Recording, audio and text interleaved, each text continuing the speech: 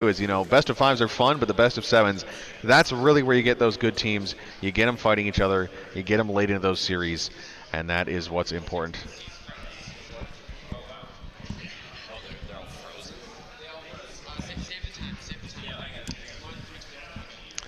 As it sounds like a report from the stage, we have all of the PCs frozen, so that's a new one. I wonder if someone's trying to maybe ice out the competition here a little bit there, but maybe it's the temperature outside too. It's a pretty chilly day, but Infernal Lumberjacks, we'll work to get it underway as soon as possible.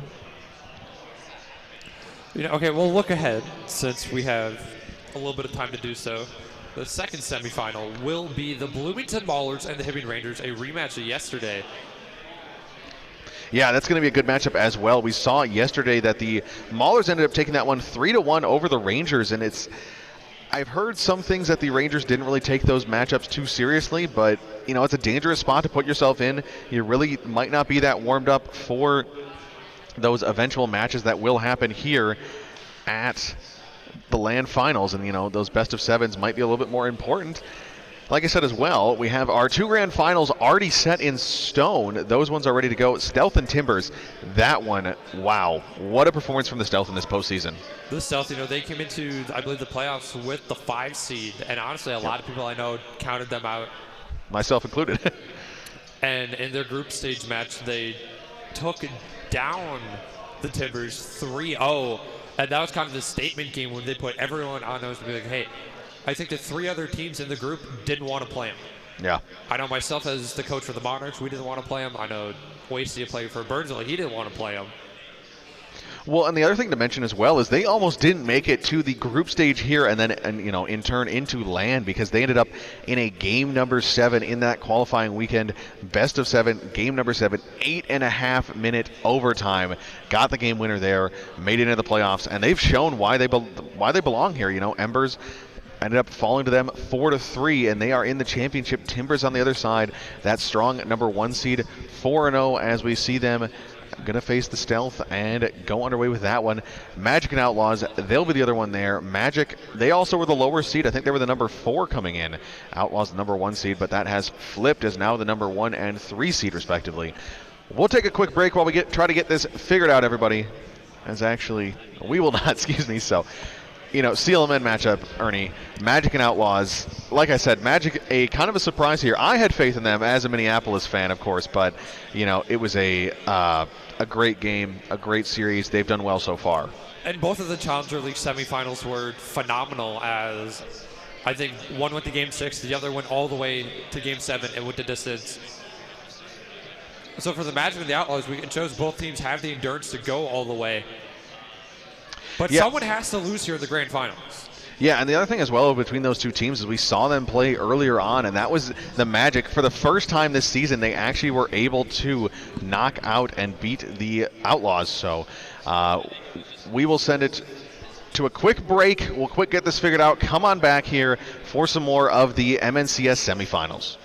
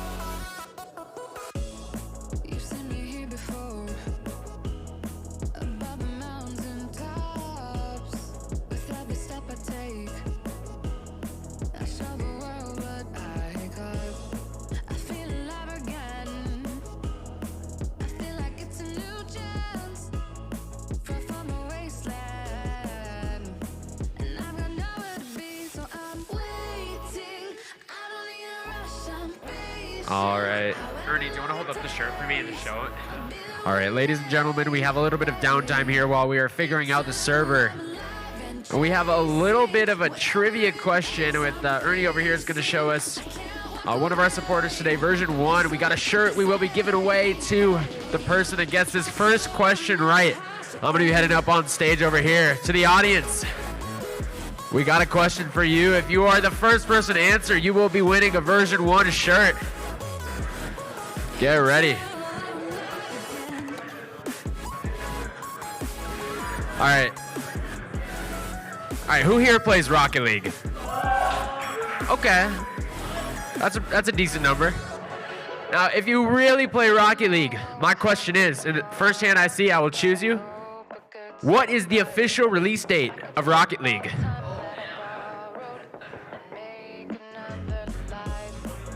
That's really close. No, that's close though. No, close. July 19th, no. Oh! Congratulations. Great. You have won a version 1 shirt. We'll be coming back with some more trivia soon. Make sure that you are up to date on all your Rocket League history, RLCS history, MNCS. We'll be asking questions, giving away merch, and we will be getting this lobby set up very shortly.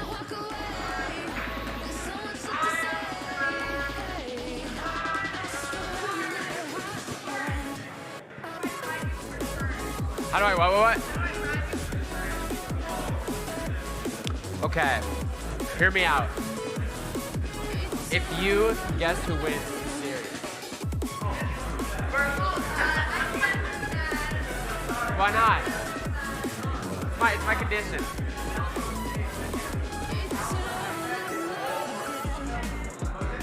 Bemidji, all right. I'll come back.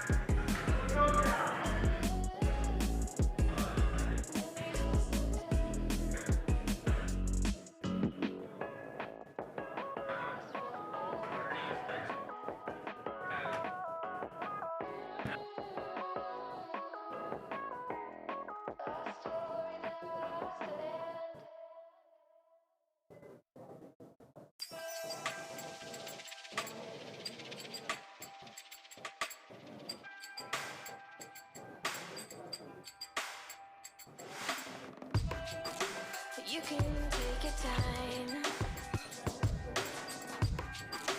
You can choose your words.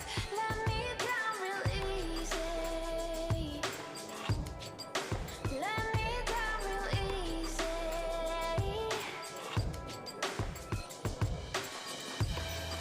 Well, I'm doing just fine because I caught your eyes. You say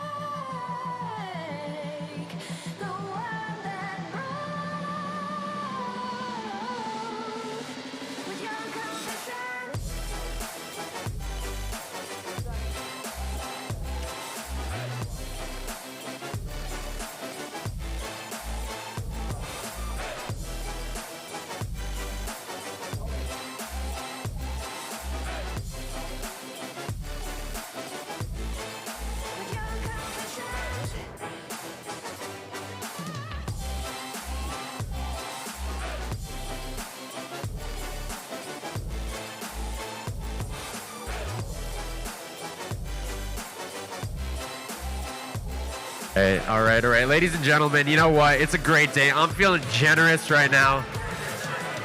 So we are going to do round 2 of giveaways while we are waiting here. We got another shirt on the line brought to you by Rocker. And for this next question, we got an MNCS trivia. I am going to need 1 the winner of MNCS Season 1 and one player from that roster. Hold on. Okay, I think I saw it. Right there, yeah. What was the team name? Yep, you got it. We'll be coming back soon.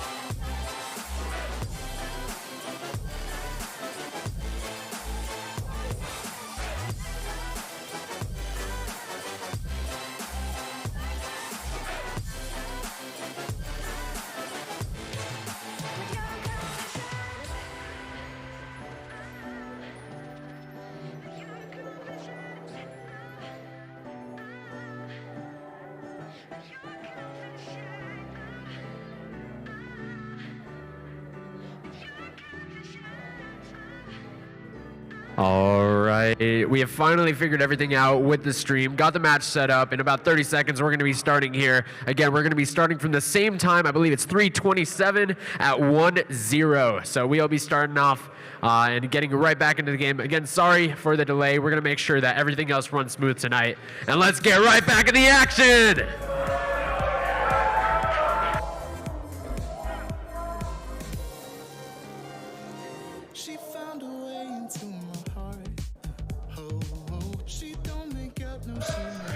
All right, and back we go into game number 5 here.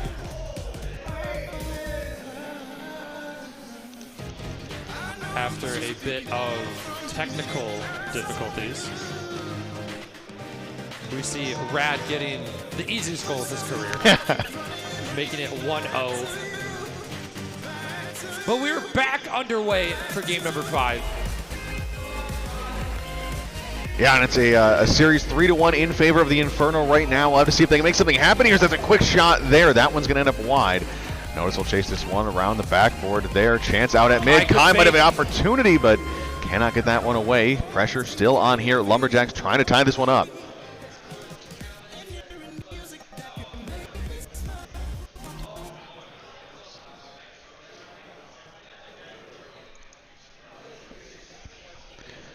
As Notice will charge in on this one, trying to take it into the offensive zone. Off the corner, that one's going to go back towards the net, but great chance once again. Now wrapping around the sidewall here, out towards mid. Couple players fighting for that one. Here is North. He'll carry it to the sidewall. Coming at that one, Burnsville trying to challenge up, trying to get some pressure. Rad out towards mid. Kai stops that one there. Sent downfield by Zebra.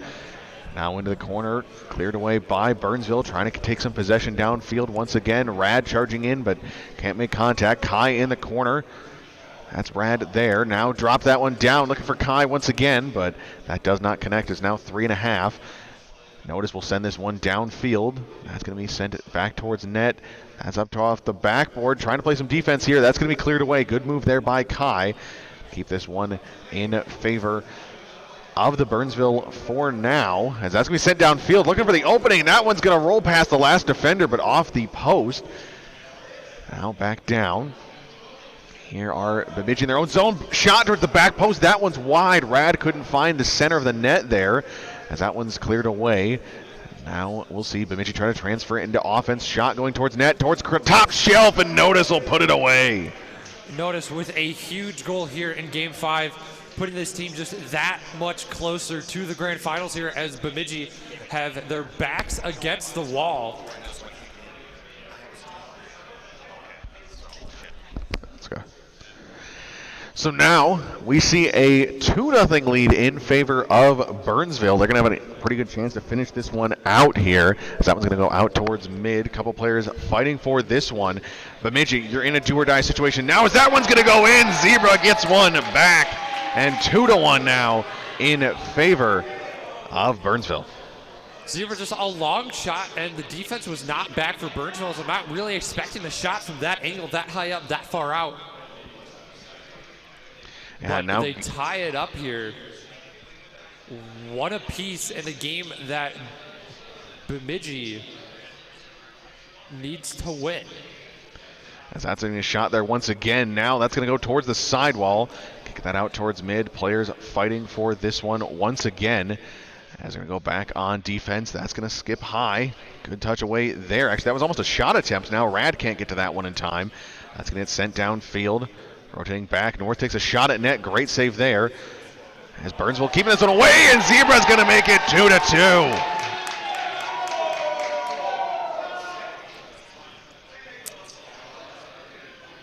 Great play there by Zebra to find the opening. A little bit of interference ran by Kai inside of the net, making it happen there. Get these teams tied up 2-2. We're getting late into game number 5 here. Bemidji would love an overtime. Love to put this one away in regulation, but if they can make overtime happen, they will take that nonetheless. As they'll head downfield, here is North. Gonna try to kick that off the backboard. Notice sends that one the other direction. Now sidewall here. A couple players. Rad shot from distance. That's going to go towards the back post. Notice was there, but couldn't get it underneath the crossbar. Burf going for a demo as well. First player on the backboard is for the Inferno. As that one's going to go out towards mid. Now up into the ceiling. There's a chance here. Notice takes that shot from range, but that's cleared away. As now here down on the ground. Players fighting for this one. Zebra will kick it downfield. Off to the side, out towards mid. Rad pops that one up. Kai doesn't have enough boost to go for it. Rad misses that one. Kai might find an open net. Just on. And it gets sent away. 10 seconds to go now. Tied 2 apiece. Bemidji looking to live another day. As the clock winds down. One final rush. Kai to center. It's off the ceiling. Shooters there. It's off the backboard once more. And there, off the back of the defender. And we go to overtime. Bemidji was right there. And that's gonna be a heartbreaker if that doesn't, if they don't win this one in overtime, because there was a chance, but you know, Burf just with a great save there. Now notice goes for the air dribble off that one, but not quite able to find the back of the net. A counterattack here for Bemidji, and they find it. Bemidji do what was asked of them. They forced game 6. And now they only have to win 2 more games. Yeah, but North able to find that opening there. Well done by him to find the back of the net on that breakaway opportunity. You know, that's what you need to make it happen. And, you know, like you said, game number 6, there's only 2 more left. They maybe have some momentum. Other thing to mention as well is now their coach, instead of being Ryu, it is Calster, the player who started off the season with this roster, but then had to leave due to personal reasons. So, you know, they might have someone who's a little bit more in tune with their play style, a little bit better, you know, advice given from that coach behind you there. But we will. And, I see it has been a coaching change. Yeah, that's what I said. Yeah, Calster. During the intermission, Calster stepping in, leading his team to potential victory. He's got 1 game under his belt. Still need 2 more, excuse me. Yeah. But yeah, a great response there by the Lumberjacks. They're able to, they actually fall behind early, but a couple of late goals and the overtime game winner. They almost could have gotten the 0-second goal, but could not quite get it across the line. But hey, they'll take the victories however they can get them. That's going to be now 3-2 in the series. And we are into game number 6 now, as these players are actually not quite ready to go. Excuse me, apologies. Sounded like we were ready to go, but not quite. Just the sounds of the menus. These players raring to go. Thank you to everyone for sticking with us. We will get this all worked out here, get underway with our next one here.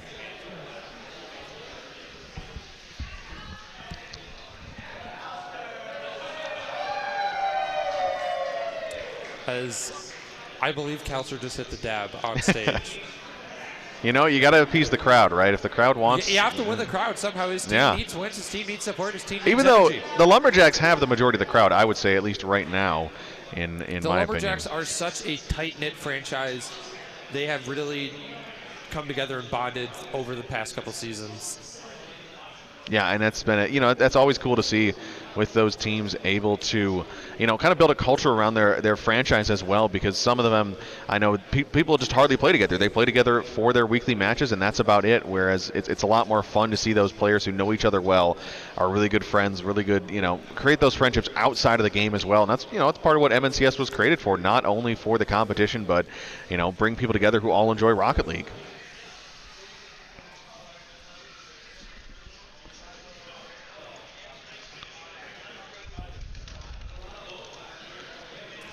As we get game number 6 underway.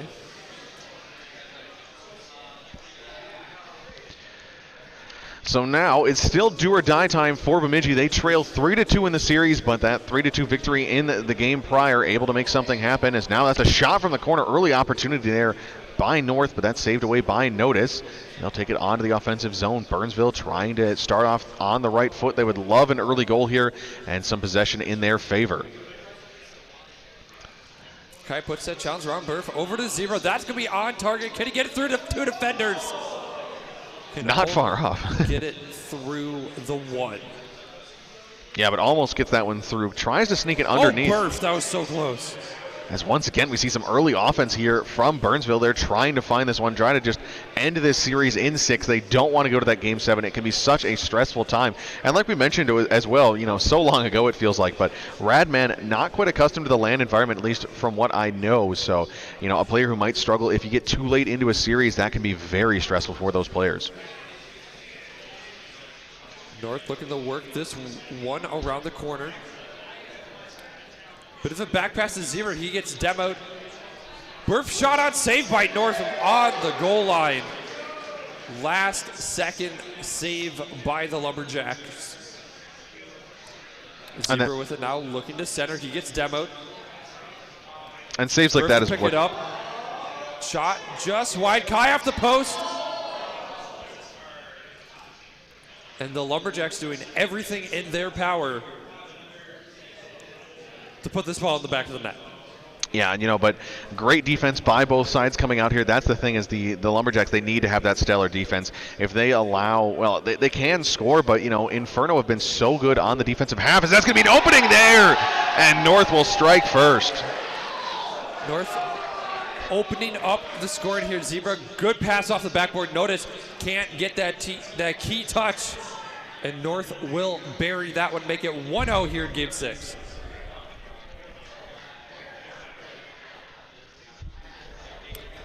Rad now off the side. North couldn't get that touch. Shot off the post. There's Rad. Goes low, but he gets saved away.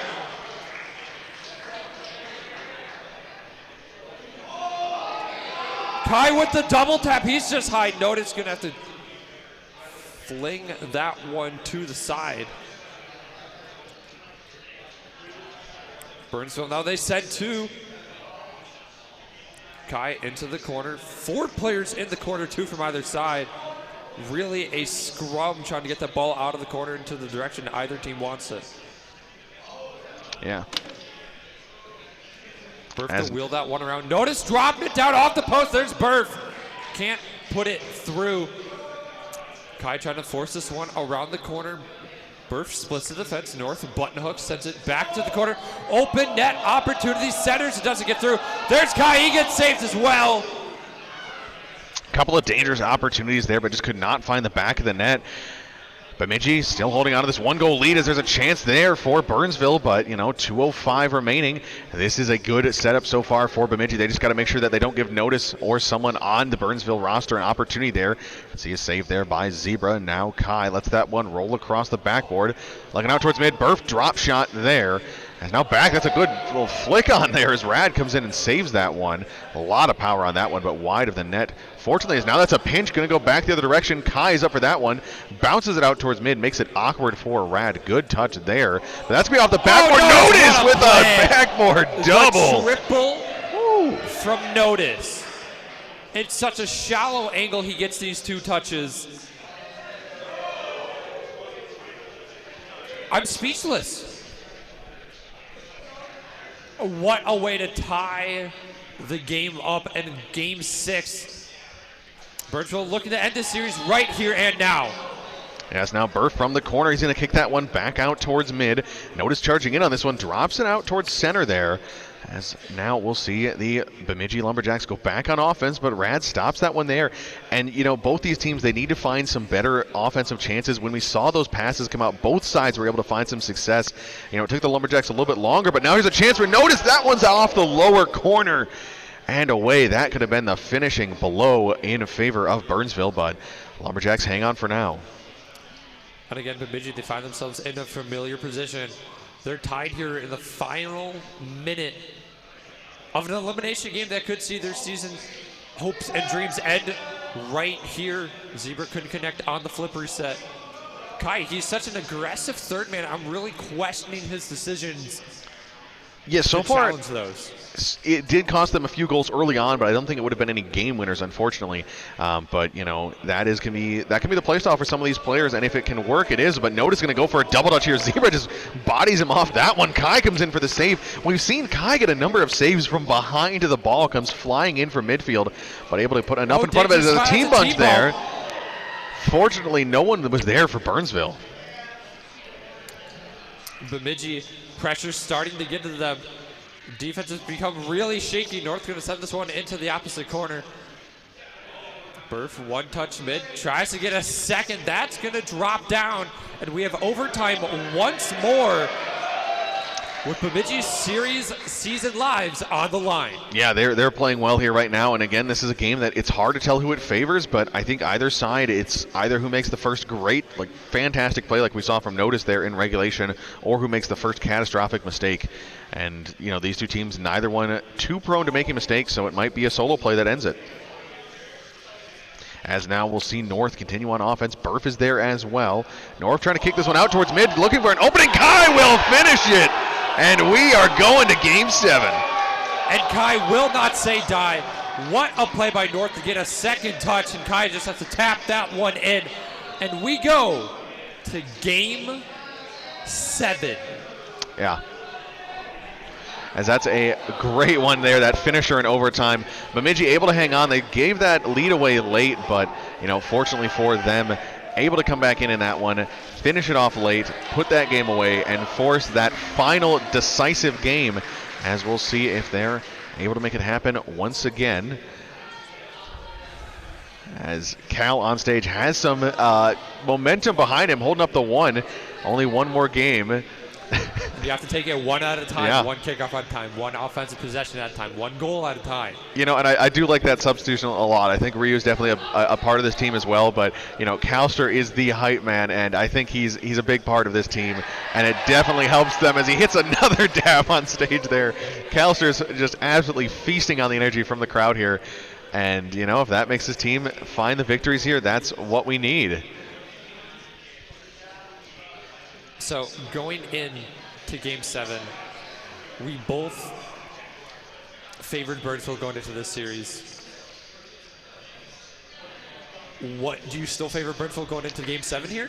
You know, I think it depends on which version of Burnsville we've seen. We've seen a very strong team that's able to play together as a unit, but we've also seen a team that, you know, struggles quite a bit and really just cannot find their footing on offense. And it's a tale of two teams, but it's whoever shows up in this one.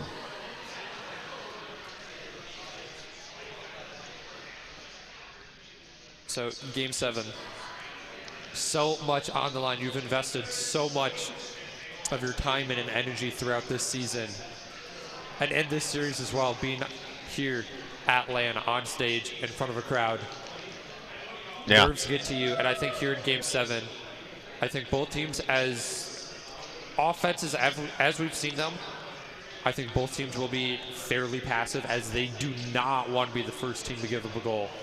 Yeah. Here in the last game of the series. Well, that's why it might go back to that thing we've talked about before, where it's just who makes the fewest mistakes, and that's really what makes the difference in this one. As a reminder, we'll have another matchup after this one. It will be the Maulers and the Rangers to figure out our last grand finalist. As we've said, we've already got 2 of them set. It is the Stealth and the Timber. So Bemidji could have 2 teams in the grand finals.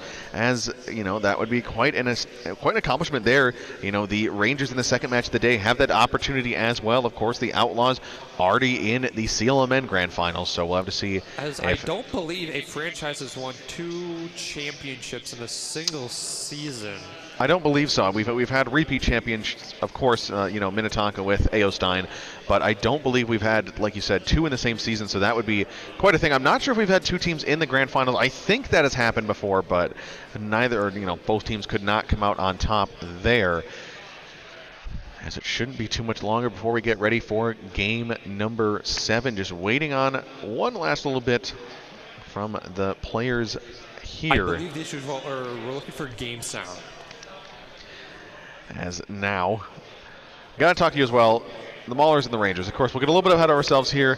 You know, for the opponent for this one, honestly, I don't think it's hard to tell who would be a better opponent. I think both teams, in my opinion, would probably rather play the Rangers. Honestly, they've been a strong team, but the Maulers, I'm going to get some flack for this, but with Vanish, they have looked absolutely incredible. He has been a huge part of this team's success, absolutely lit up the MNCS scene.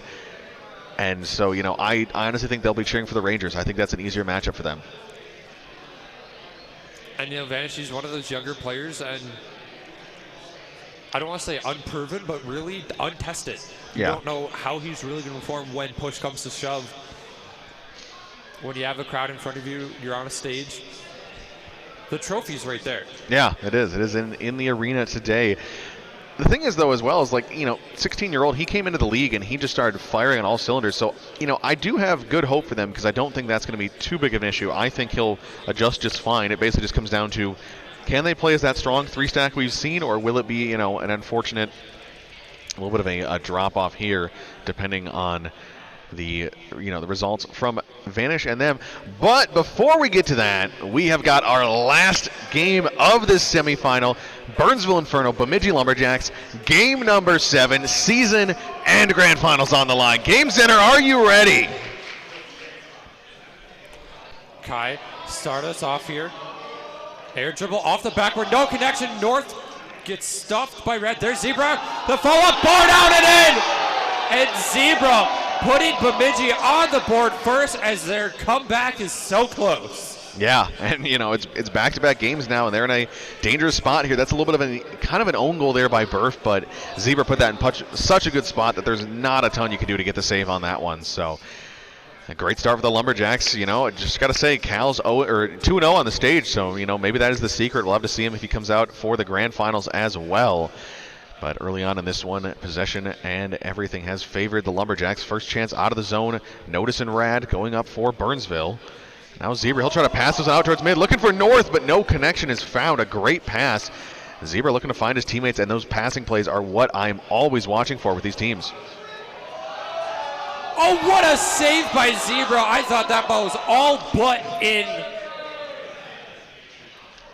Yeah, it's a great shot there by Notice, but unfortunately not able to put it away. It was kind of a hockey-style move where you carried it across the box there, found that opening from the back post, but just a great backwards play as Kai goes up for the pinch there. We've seen him play some goofy defense, but it hasn't cost them too much yet. They're still in the series. They're leading now in game number 7. 1 minute gone as that one's going to hang high towards the backboard. Rad comes in for the clear, is going to put it towards the sidewall. North trying to charge, but Notice, good save there. Shot from a tight angle by Zebra, saved by Rad.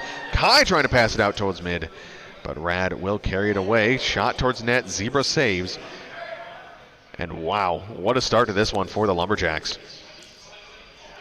Lumberjacks really, they just start out with so much pressure at the start of each game. North open net opportunity, it's still on the line. Goal line stand won't work. North makes it 2-0, and he was bound to get this one to go in.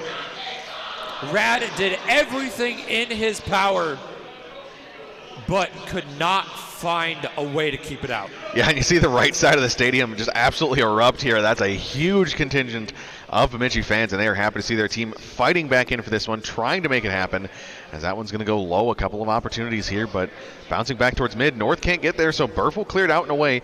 Still an opportunity here for Burnsville. We saw, I think it was game number 1, where it was a 2-0 lead for Bemidji, and then 3 unanswered goals coming out of Burnsville. So, it's not done yet, but they're in a great spot in game number 7. And, there's your mentality in game 1 is going to be a heck of a lot different than your mentality in game 7.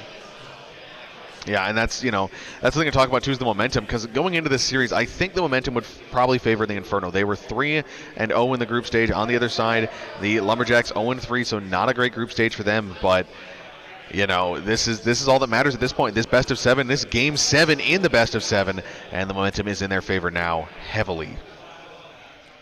Notice rising shot on Kai again with his, what you said, goofy defense.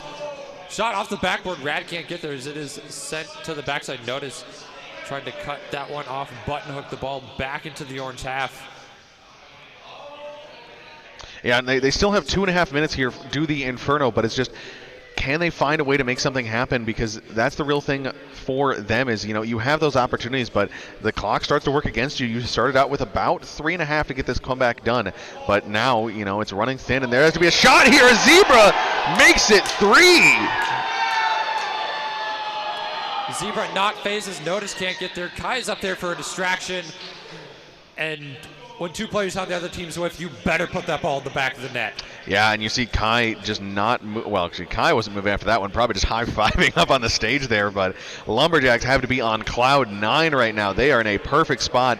They just have to play strong. You have 2 minutes until you are in the grand finals, and you will await the victor of the afternoon match here today, as that's going to pop out towards mid. North is not done yet. Might go for more. Rad kicks it back towards his own net. Kai's going to try to shoot. Fortunate for the Inferno that didn't end up in the back of their net. An opportunity, as now Burf might have a chance from the corner. Trying to pass it out towards mid. Should find Notice, but a great save there by Kai.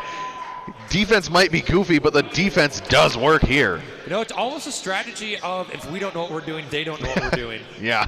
And it works out. Notice around the corner, tries to get that pass through, but there's North to say no once more. And with 1:15 on the clock, it's now really become a 4v3 against the Inferno. Yeah, and they've got to find a way to make something happen here because they are struggling. That was finally a little bit of offense there, but of course it's shut down almost immediately by Zebra, and Burf has to waste a ton of boost to go back. That's time off the clock, that's boost, that's possession.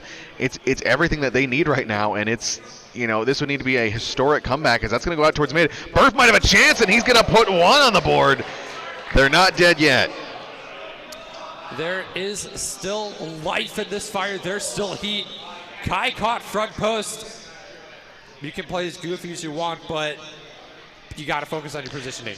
I mean, that one was a good shot there nonetheless. You can't discredit Burf on that one. Finds the opening there and notices, Kai can try to dive across the net, but it's probably not going to be there in the right spot. Could try to stay front post. It's such a hard play to read, so, not a great spot. But now it's 40 seconds. There is still a chance, but they need something here as Burf puts that one towards the backboard. Rad might have a chance from the corner out towards mid. Looking for Notice, but a really weak pass.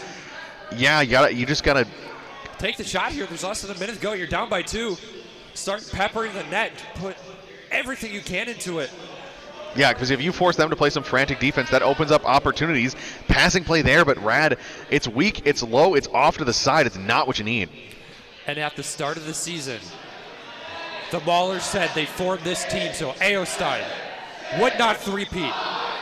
But in doing so, the Maulers not would either.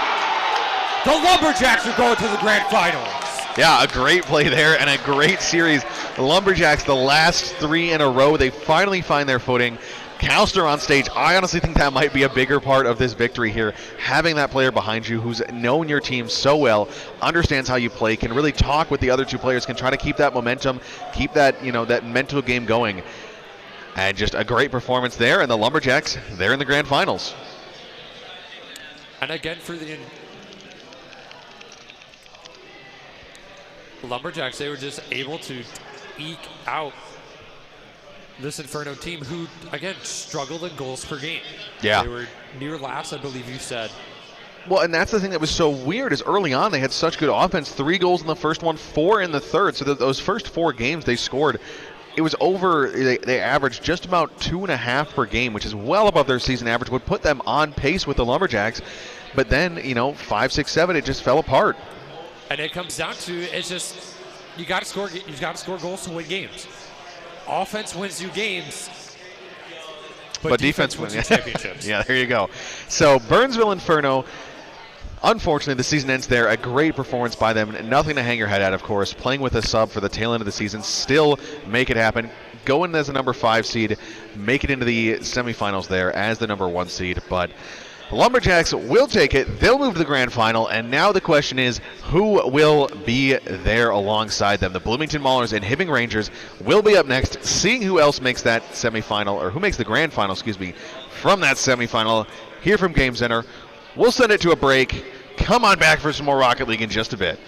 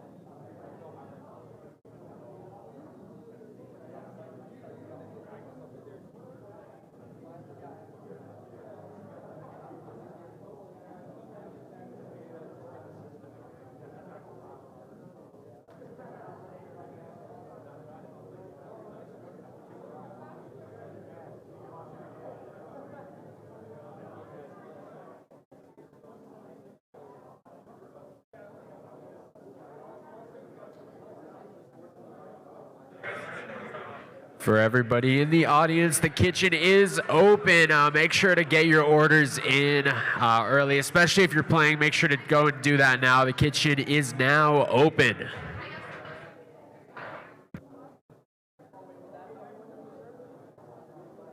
Something, it's out of line. I say it again, another time. I spoke freely when I was 17. I said the kind of things that no one was letting me. I pick you up, I pick you out of a crowd. How does it sound? Am I as loud as you want it now? I'll make you come up to my cloud. Best believe I'm not coming down. No, I am not coming down. I'll make you come to my cloud, 'cause I am not coming down.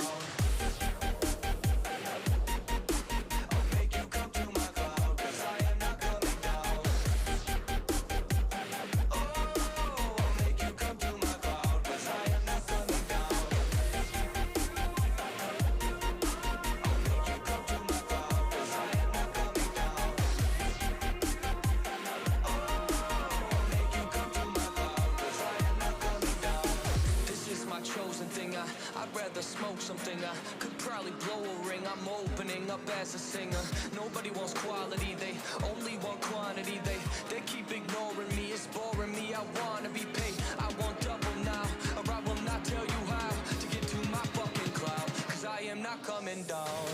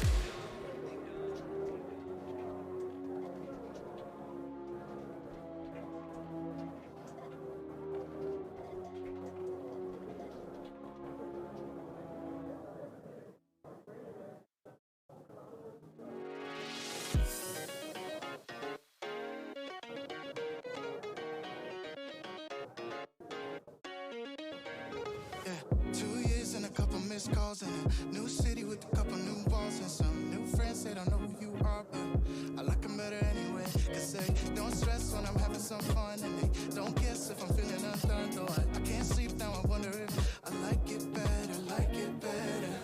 We've been so unattached that I think I need to connect. 'Cause can't fall asleep alone. I think I still need you on the phone. Yeah, I can't fall asleep alone. And I just miss the way you go. And I hate the way we left it, pretending being selfish. But you know I cannot help it, 'cause I'm not the best with help. But still need you on the phone. 'Cause I can't fall asleep alone.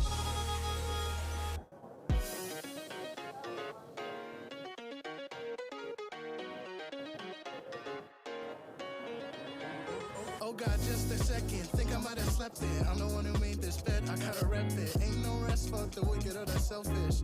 But maybe there's another way to say that I like to our boss when I calls you. Anything that is called would have fall through. Got a couple nights and they are all for you. We've been so unattached that I think I need to connect. 'Cause can't fall asleep alone. No, I can't. Think I still need you on the phone. I still need you on my phone. Can't fall asleep alone. I can't. And I just miss the way you go. Oh yeah. And I hate the way we left it, pretending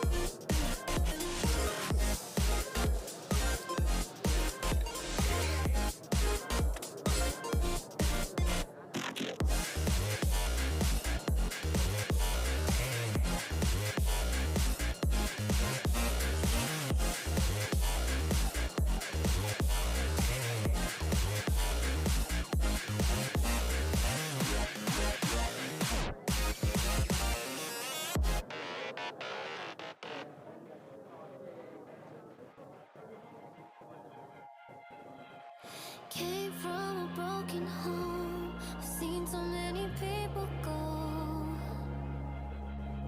Learn to make it on my own. It's easier for me to be alone. So how are you? Keep cutting through. Claiming you're not like the other guys. And only if I could give you a chance. Show me that you mean it. We'll feel some type of way.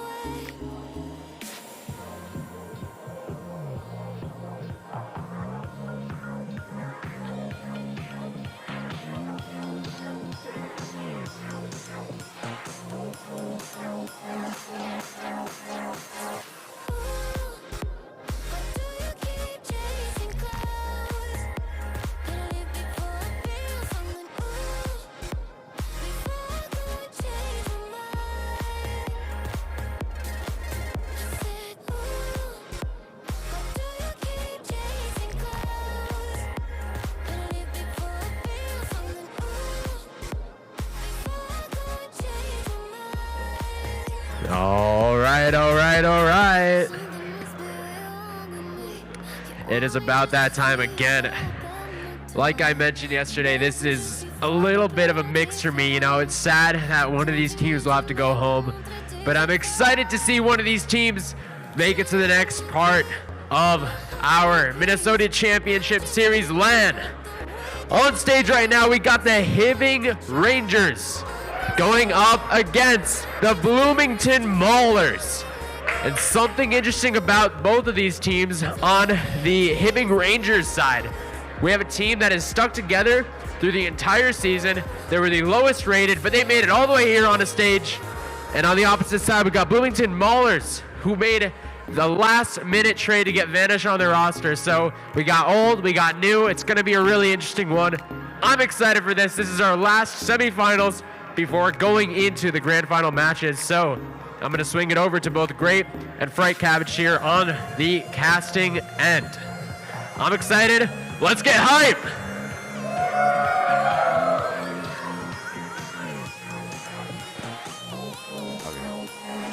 Hello, everyone, and welcome to our second semifinal of the day. The second one here for MNCS. Fright Cabbage alongside Grape, Hibbing Rangers, Bloomington Maulers. These two teams have played each other 3 times now throughout the season, twice in the regular season, once in the postseason. Series lies in favor of the Maulers, but I've heard some talk about the Hibbing Rangers kind of just not taking those games too seriously, waiting to turn up until you get to those semifinal matches. So, first couple of things, Grape, what are you thinking? Bloomington has arguably been the hottest team at LAN. They knocked off this Hibbing team just yesterday in the MNCS group stage. 3-1 against Hibbing, and Hibbing, how to disconnect, and they were likely favored to still win that game, but Bloomington actually took that overtime, so in the end, it wasn't even worth it. Yeah. And so Bloomington, out of all the teams in MNCS today, have been very, very hyped, but, Bemidji, what they just did has me going for a swirl. Yeah, we talk about that all the time. Any team can win on any day, so that's really, we have the history between these two teams, but all that matters is this one best of 7. It does not matter how you play throughout the season, doesn't matter your past matchups, doesn't matter against the league, against anybody. What matters is how you perform at LAN. Best of 7 to send you to the grand final. Lumberjacks, huge turnaround there, win the last 3, put themselves in that spot. Now it's Rangers or Maulers. Who will we get there? And I got to get a prediction from you, Grape. Gonna be asked. I want the Hibbing Rangers to win, so I'm gonna pick Hibbing. All right, you're going with the Rangers. I got to go with the Maulers. Everyone knows I'm a fanboy for Vanish. I think he has been fantastic. If you weren't here yesterday, his accolades: highest rating, highest score per game, highest shots, assists, saves, and second in goals per game. So he has been lighting up the league in about the 10 to 12 weeks he's been a part of it. 7-4 since his arrival, midway through the season to replace Veltri, and that has been a huge turnaround for them. Started the season at 3-4, so they were, not too bad to start the season, but below 500, 7-4 with him. But that is it. I will choose the Maulers, so we are ready to go. We have the players in here. Everyone here at home is watching. Game Center, are you guys ready for this semifinal? Woo! So we will see the Hibbing Rangers in blue. That is Latimus, Taro, and Zodak, the stack that's been together since the start of the season. Lowest rated team looking to make something happen here. We know they can fight hard against the Maulers. Mako and Conundrum been there since the start. Vanish the midseason edition. They are in orange. A shot's going to go off the sidewall. Zodak sends it downfield, looking for an opening, but Conundrum will be back in the corner. Vanish gets a demo on Zodak. Conundrum now downfield. Latimus intercepts there, takes it the direction. Vanish back up towards mid. Taro sending that forward. The possession game is going to be a big part of these two teams' play style. We know both of them like to kind of just suffocate the opponent, make them play out of their own zone, and not give them any space to work with as Taro sends that downfield. Mako's there. Conundrum cuts it off first. We're talking so much about Vanish and how he's been the hype man for this team. The mechanics there, but Taro's there for the first goal for the Hibbing Rangers. But I was going to say Mako, out of all the players on this team yesterday, was looking like the best player at this tournament against this Hibbing team. He had definitely the majority of the goals, and I know you guys were casting, you were talking about him. What are your thoughts on him from his performance from yesterday? Yeah, that was a big part of their success. We've seen Vanish be a part of it usually, but, Mako, the captain, steps up when it matters. They were able to get those good victories there, that strong victory against this very same roster. And, that overtime victory as well was a big thing where they won it basically immediately, and that has to be so deflating to have to go back and replay it. And it took about, I think it was about 3 minutes into that overtime before we found the winner once again being the Maulers. But, an early miss there. Zodak goes for the double touch here, but that one's wide of net. The other thing to mention as well is I believe all 3 Rangers members do have some LAN experience, or at least some playoff experience, so they have that composure. Vanish, that's always one of those question marks. The players who are newer to the scene, newer to the LANs, and the pressure that comes with it, but didn't seem like it affected him too much yesterday. This one's a little bit more important. The do or dies. He's going to go for a double touch here. Has the opening, drops it down out towards mid. Conundrum tries to follow it up. That's going to hang high towards the backboard. Vanish might find the opening, and he'll stuff it home. Wow.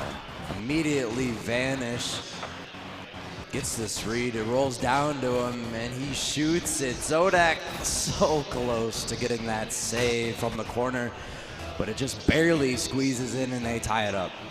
Yeah, and you just got to find those opportunities when you get them. Both these teams very good on both sides of the field. Goals against per game, 3rd and 5th as Mako puts a pass out towards mid. Vanish decides against going for that one. Conundrum's there as well.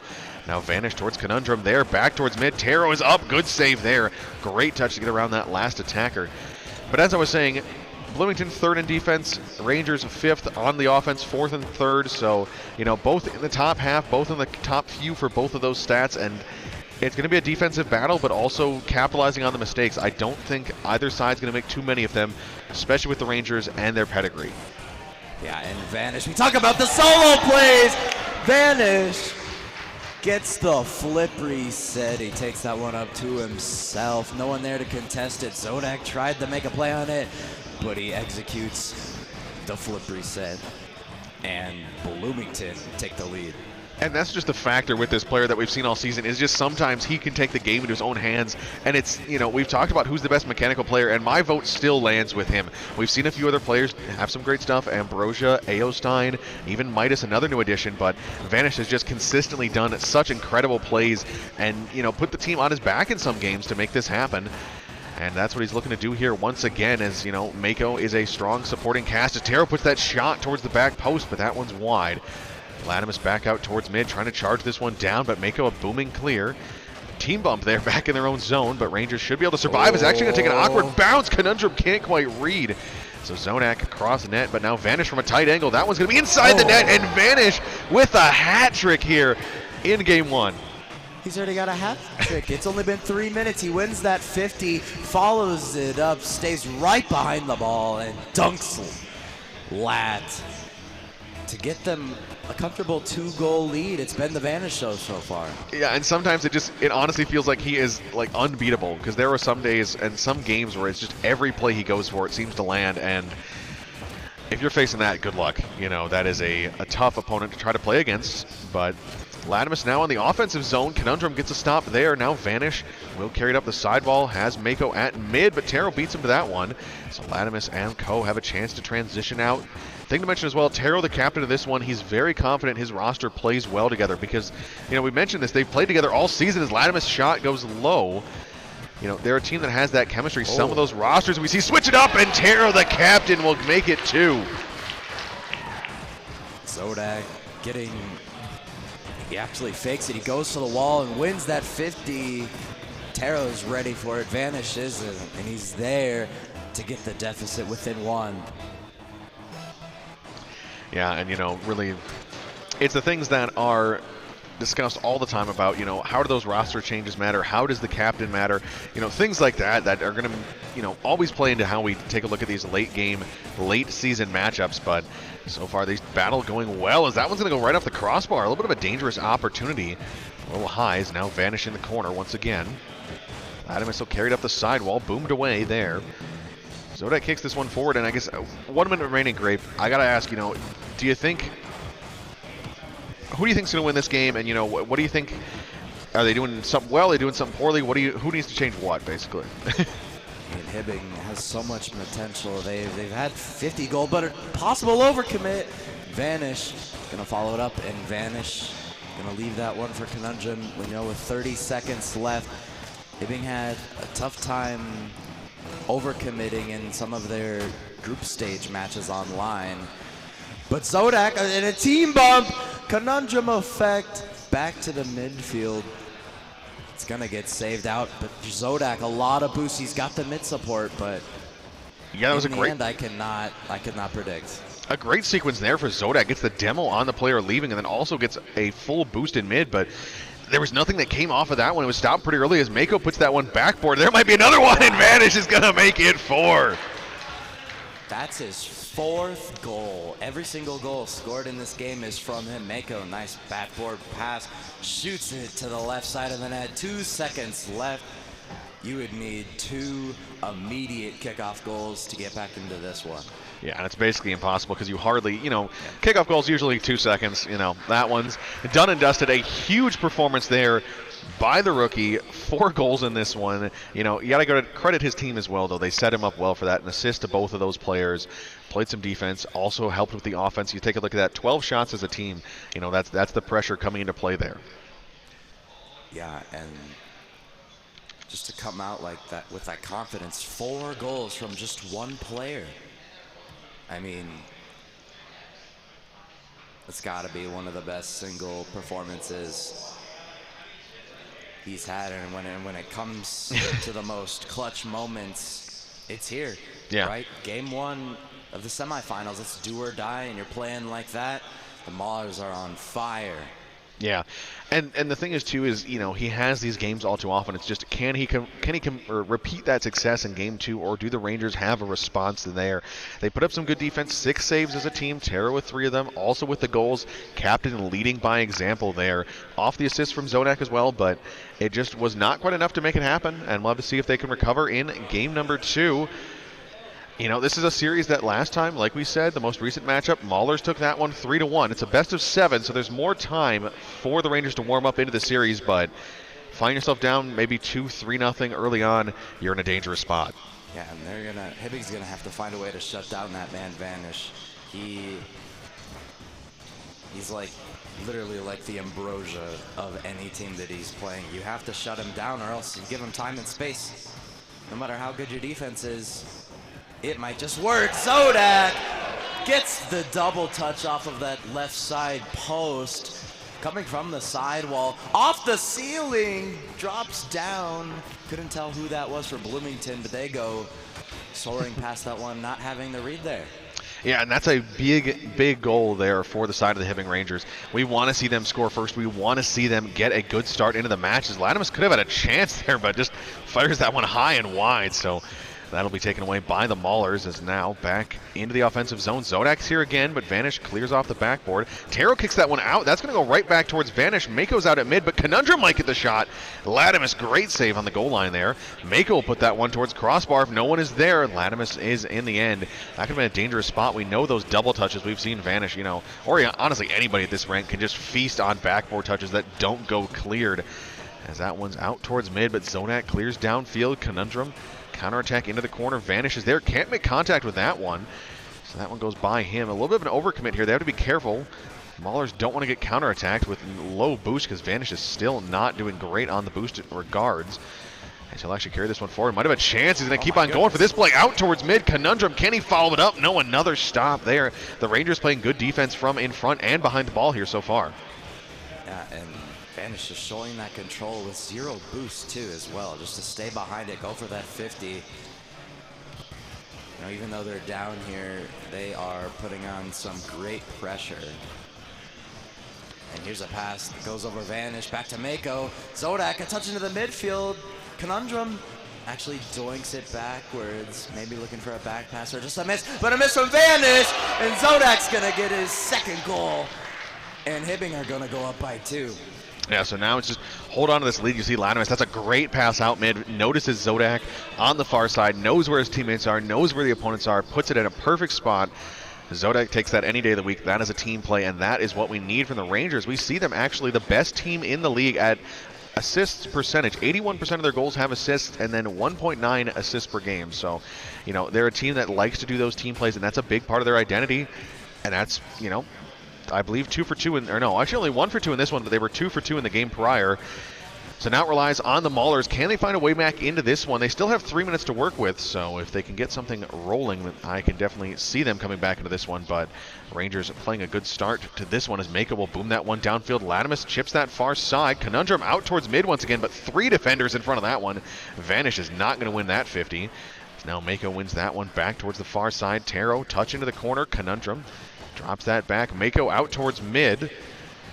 Lattice will clear it far side. Taro chases this one down. Gets kind of an awkward touch. Should have Zodak there. Great touch on the ground, actually, but Mako wins the next one. Vanish up towards the ceiling. Latimus off his own backboard. And, you know, the Rangers so far here, at least midway through this game, it feels like they're shutting down those mid plays pretty well. It's actually the moment I say it.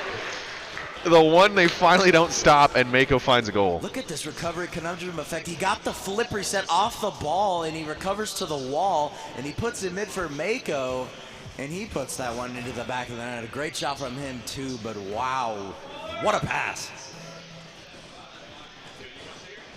As now lead is cut back to 1. Mako's going to have a chance here. Great response from the captain of the Maulers. Like you said yesterday, had such an incredible performance in the group stage here yesterday against this roster, so he would definitely love to repeat that as Mako gets that cut right around mid. Taro, a little bit of a double commit there, so Vanish back towards the far side. Mako might dish it back, but Zodak reads it. Could have been a dangerous spot. Conundrum, now he's going to fire that one towards the post.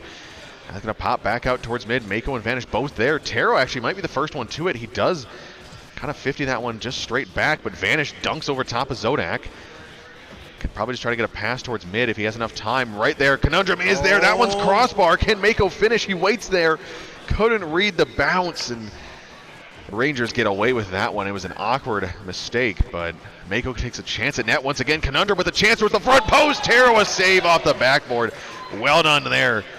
Captains of both sides showing up big here in game number 2. Minute 19, not too much left in this game, but the Maulers still have chances. Just can they convert? You know, they've had the opportunities, and they had that great pass. Lat with the double. Zodak's there. He gets a good 50. Taro. He's going to send that one off the backboard.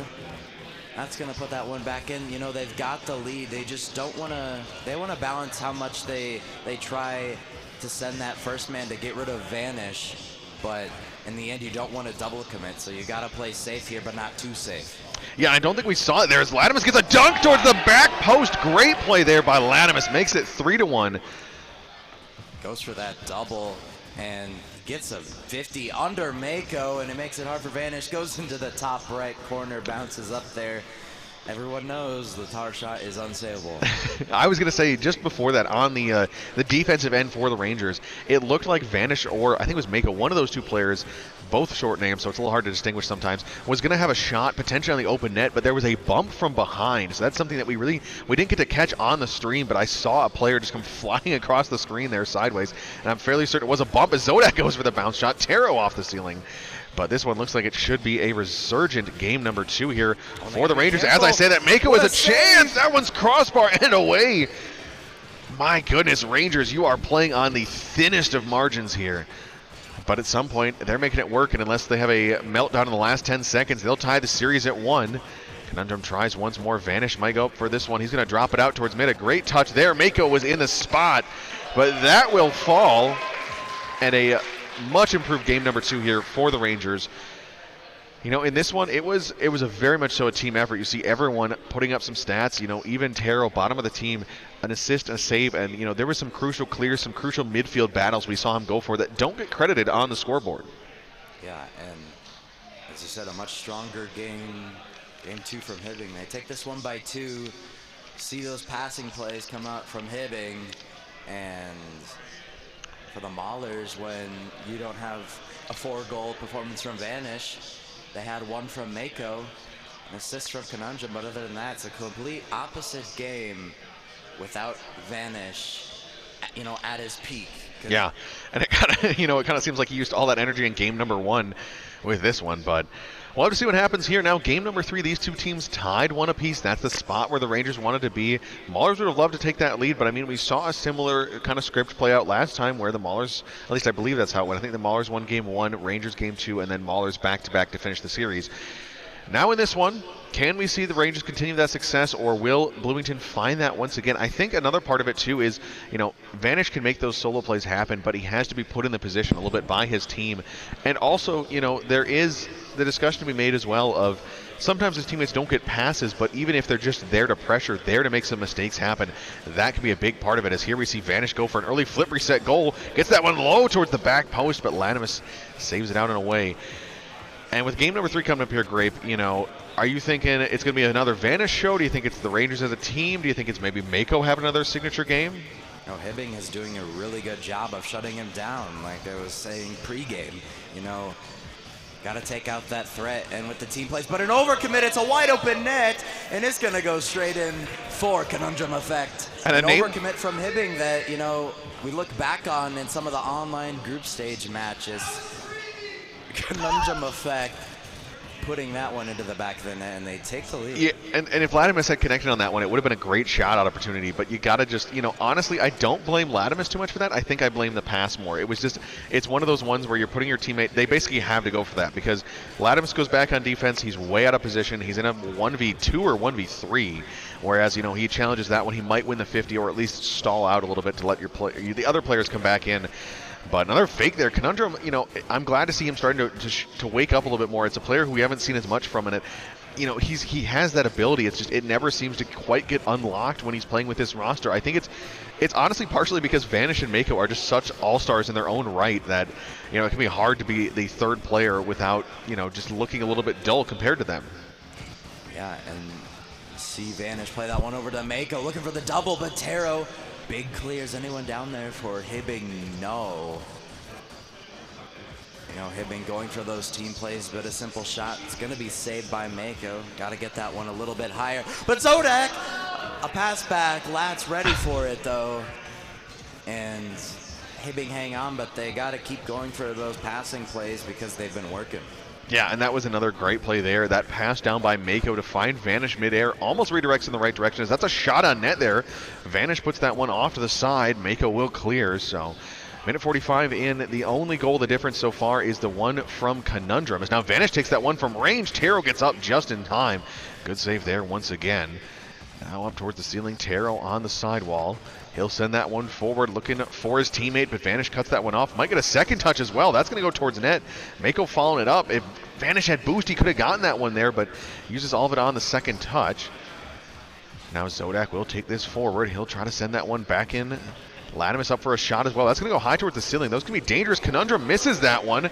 Hangs on the goal line. Mako gets in there in time. Zodak in with the shot as well. Conundrum recovers well to get that one out of danger for now. Latimus dives in, tries to get a bump as well. Halfway through this one, it's been a very back and forth game, but the overcommit, like you said, or, you know, that kind of that awkward play there is dangerous. And I'm worried. The Rangers have almost had it happen once or twice more, but thankfully there was one shot that just went wide, and then another time no boost, so nobody could recover. You know, and it's capitalization by the Maulers as that's out towards mid once again. Taro drops it down. And I guess, you know, trying to avoid those overcommits, is there anything else you can do as a team, do you think, to try to, you know, kind of squash that tendency? It's kind of difficult when you're trailing, right? You need to have kind of an aggressive third man when you get to this point. Zodak off the backboard. They're having the chances. The 50 is going to go in from Taro. And they're going to equalize. That's just what they need, just to keep that backboard presence there. Zodak's been doing a really good job of those 50s on the backboard. And Taro dunks that one through into the top right, and they equalize. Yeah, that one should have been stopped. All three players on defense against the, I think, what, two attackers there, but really only one once that pass went towards the back post. Vanish is going for this one, a little bit of an air dribble. Taro clips that one back behind him. Now Mako drops that one down, looking for Conundrum. Shot there, but pair of defenders in the way of that one. Now a 1v2. No. Vanish stops up there. Taro going for something a little bit too fancy. I would say save that for maybe if you're winning by a couple of games, not in a hard-fought game 3 like this, but to each their own. Is now under 90 seconds. Latimus on the sidewall. He's got Taro behind him, but Vanish will come in and win that 50. Zodak up for this one, but it won't get a good touch. Mako, he'll have a chance for a double touch, but wide, high and wide on that one. So Taro gets an easy touch. Conundrum back there. Vanish high into the corner. Vanish gets the flip reset, but really not a dangerous angle there. Once again, it's so hard to get power if you're not coming off the wall from that side. Yeah, and you know, he tried to put that one back in, but that pass was so much towards the corner that he couldn't get that ball direction and speed / height to, you know, work with him. But in the end, nothing comes out of it, and they go back on offense. Mako shot saved by Lat. 40 seconds left. You know, Zodak's 50s have been super beneficial for Hibbing so far. might want to keep him, you know, as first man. Yeah, and that was a weird touch there by Conundrum, but fortunately it doesn't go into anywhere too dangerous as now Vanish will drive down on this one. Latimus tries to send this one out towards mid. Should have the air dribble, but Mako meets him there. Zodak, now with 15 seconds remaining, someone trying to get this last second game winner. Otherwise, we will see our first overtime of the series. I think we had about 3 earlier on as Latimus shot there, and that one's well wide.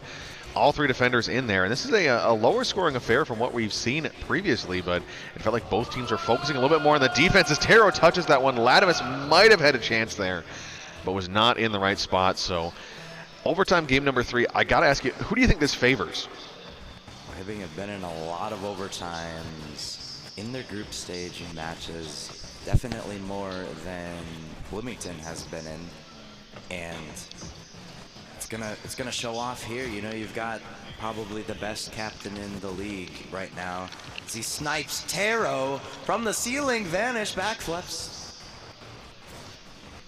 They're gonna get the bump, and here's another play. Infield pass coming out from Zodak, but no one there for Hibbing. And it's gonna be that simple passing play. It's eventually gonna work. And it's been interesting too for Bloomington as well, because their rotations have been kind of goofy, but it's been working. You know, that's something where it felt like they really weren't having good rotations, but at some point, if it works, it works. As now Taro gets a chance downfield. Latimus shot there, but that one's going to go wide. A couple players diving on that one in. Taro from the corner. Taro getting that pass from Lat. He lands in the perfect spot, shoots it behind, I guess in front of Mako. 52 seconds into overtime, the Hibbing Rangers are going to take the lead in the series. And that one there, Taro, another huge game for this team. Take a look at that, almost 700 points. I think that might have been the second time in this series. 2 goals, 3 saves, 4 shots. Nothing more you can ask of your captain. And again, we talk about those team plays. Take a look at the Rangers. A pair of passes on both of those. We saw that last one. Set up from Latimus, kicks it into the corner. Taro's there, finishing it off. And you know, the Maulers, they've just fallen flat. I don't know if Vanish can really make those solo plays happen once the Rangers realize that that's what is going to be one of the most potent things. The Maulers need to shift to those passing plays if they want to make this happen now. Yeah, and they've been able to do a decent job so far, except for game 1, shutting down that man, and it's been working. They did overcommit that one time with the open net for Conundrum, but that was their only goal, right? That was a Hibbing mistake. That was not really a positive for Bloomington. You know, it's good to capitalize on it, but you know, it's not really, you can't replicate that. It's not something that you've done. It's something the opponent did, and you just were able to capitalize. So, also we see them have to put up a lot of defense. 6 saves as a team, 4 there on the side of Mako. Taro puts up 3 as well. So, and both the captains fighting this out, brawling to see who can take this victory in the semifinal, looking to meet up in the grand final with the Lumberjacks. We are in game number 4 now. All we've got left to figure out is, can the Maulers respond in this one? It's really, you know, I think they could come back and win the last 3 in a row, but it would take something quite remarkable here. I think if they lose this one, the momentum is really against them. The first goal in this one is huge. Yeah, and Hibbing have the series lead, and they get a demo. Only got to take out one. It's an open net. Zodak cleaning the floor as he takes out both defenders, leaves the net wide open. He can walk that right in. Yeah. And again, a bad start here for the Bloomington Maulers. We need them to do something more here. They need to get something going.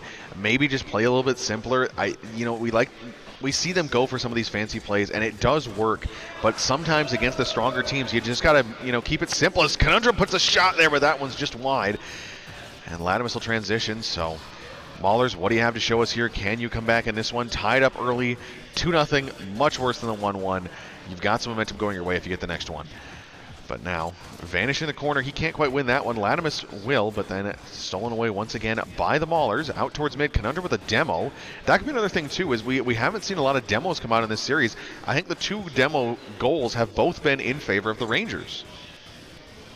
Yeah, and here you see Lat redirect to that backboard, trying to follow it up. A Vanish is going to read him there, and we haven't seen too much physicality either from Bloomington, so might want to spice things up here. Just being there as well for the bump can make a player make a move that they might regret. So I mean, they have to move out of the way at some point. Yeah, and I guess the thing to mention too is these two teams, not exactly like they use a lot of demos. Rangers at 9th in demos per game, Maulers 6th, so it's not a lot of options. There was a chance there in the corner, but unfortunately that one goes away. Now Taro might have a chance at this one, just a little too high. Had most of the net open for him. Defender was not quite ready, but could not convert, so that keeps a lifeline in this one for the Maulers right now. Zodak will carry this one downfield towards the back post, trying to finish that one away. As now Mako sends that one back towards mid. Taro intercepts that one. He's kind of playing monkey mode here, but it's working. They're able to put this pressure on the Maulers, and they've struggled to break out of their zone. The midfield pass comes from Zodak. Yeah, he can just go off that ceiling, get his flip, challenge it from a better angle as well. He can cover anything that's below him and over him. But a miss on the goal line from Mako, and Zodak is gonna punish them. Hibbing, they take the lead. Taro getting it past 2. What a pass to the midfield from Taro to Zodak. Wow. And that one's really hard to read. I feel for the Bloomington Maulers defense, but at some point, you know, consolation from the caster doesn't mean anything if you're eliminated from playoff contention. 2:46 left. You got over half the game, but last 2 games you've scored a combined 2 goals. That last one, a mistake by the Rangers. The one prior, I don't remember what is. Now Conundrum might have a chance at this one. That's off the post, vanishing there. That one's off the crossbar. Oh, unfortunate couple of misses for the Maulers. Tough angles to hit, but you gotta make something happen. Good bit of life though, as now Mako will boom this one downfield. Zodak's there, he'll send it into the corner. Gets the full boost as well, so Mako has to rotate with 0. Vanish tries to intercept there, slows him down for a moment, grabs the full. Back in the corner once again, here is Conundrum. 50s against Taro, but that's not a great spot. That more so favors the Rangers, I guess, until Mako comes in and steals that one away. As now he's going to win that 50 there. Good job by Taro to not get overcommitted. As now Vanish shot there, and that one's wide. Another opportunity for the Maulers that they need to finish. You're getting gifts from the Rangers, as now that's going to be an open net. And the mistake on the offense by the Maulers. Vanish gets taken out by Latimus. Another demo goal. Rangers 3-0. Vanish was third man there. He tried to just get a nice big touch, but in the end that one's going to Taro either way if he gets demoed or not. But he gets absolutely taken out of the pitch, and 3-goal lead for Hibbing with 1:40 left. Bloomington, they gotta find some sort of spark to ignite their offense. Yeah, and the good news is they still have one more game to work with, but I really don't, you know, that's about the thinnest silver lining I can put on. As Latimus drops that back, Mako saves. Taro might go up for this one, tries to drop it down. Zodak there as well. Thing to mention as well, we had Taro, that one's going to be just wide right off the post. Well, we had Taro with a huge game last time, but this time, you know, look at this. Team game in all mentions of the word has vanished out towards mid, and Mako will make it happen. Finally, some life from the Maulers, and this is a play that they created themselves. Got Vanish. Wow, hit going off the ceiling after that first touch. Hits it down to Mako. And that man is just so explosive with the ball. You need to have him have it more. You need to give him those opportunities, and they can get back in this series. Yeah. So now, 1:05, that's the problem, though, is like that might just be a goal that looks good on the stat sheet because you need some more offense to get going here. As now Vanish has a chance, but not quite. As now Conundrum sidewall, no boost, but gets a good 50. Back the other direction, Mako has to charge in on this one. Those passing plays where Vanish can just bang it off the backboard a couple times might work, because that's going to be a miss there out towards mid. Taro drops it low, but Vanish, unfortunate touch there. Don't think that was on purpose. As Taro sends that one back towards net. Vanish is there. Time starting to run low once again, as now Latimus out towards mid. Zodak should be there. He puts that one wide. Might be a chance for a 2v1 here the other way, but a great stop there by Taro, and he'll knock that one back into the zone. Latimus finds an open net. Taro puts a shot on net there, and a slow roller. Once again, the demos are being a huge part of this. Taro clears out a player in the midfield, and the rotations are gone. Yeah, he just puts it in. He goes ahead of his teammate, lets him have the free ball, control it, do whatever, set up a pass, goes for that demo, takes out the defender. All he's got to do is put it on net.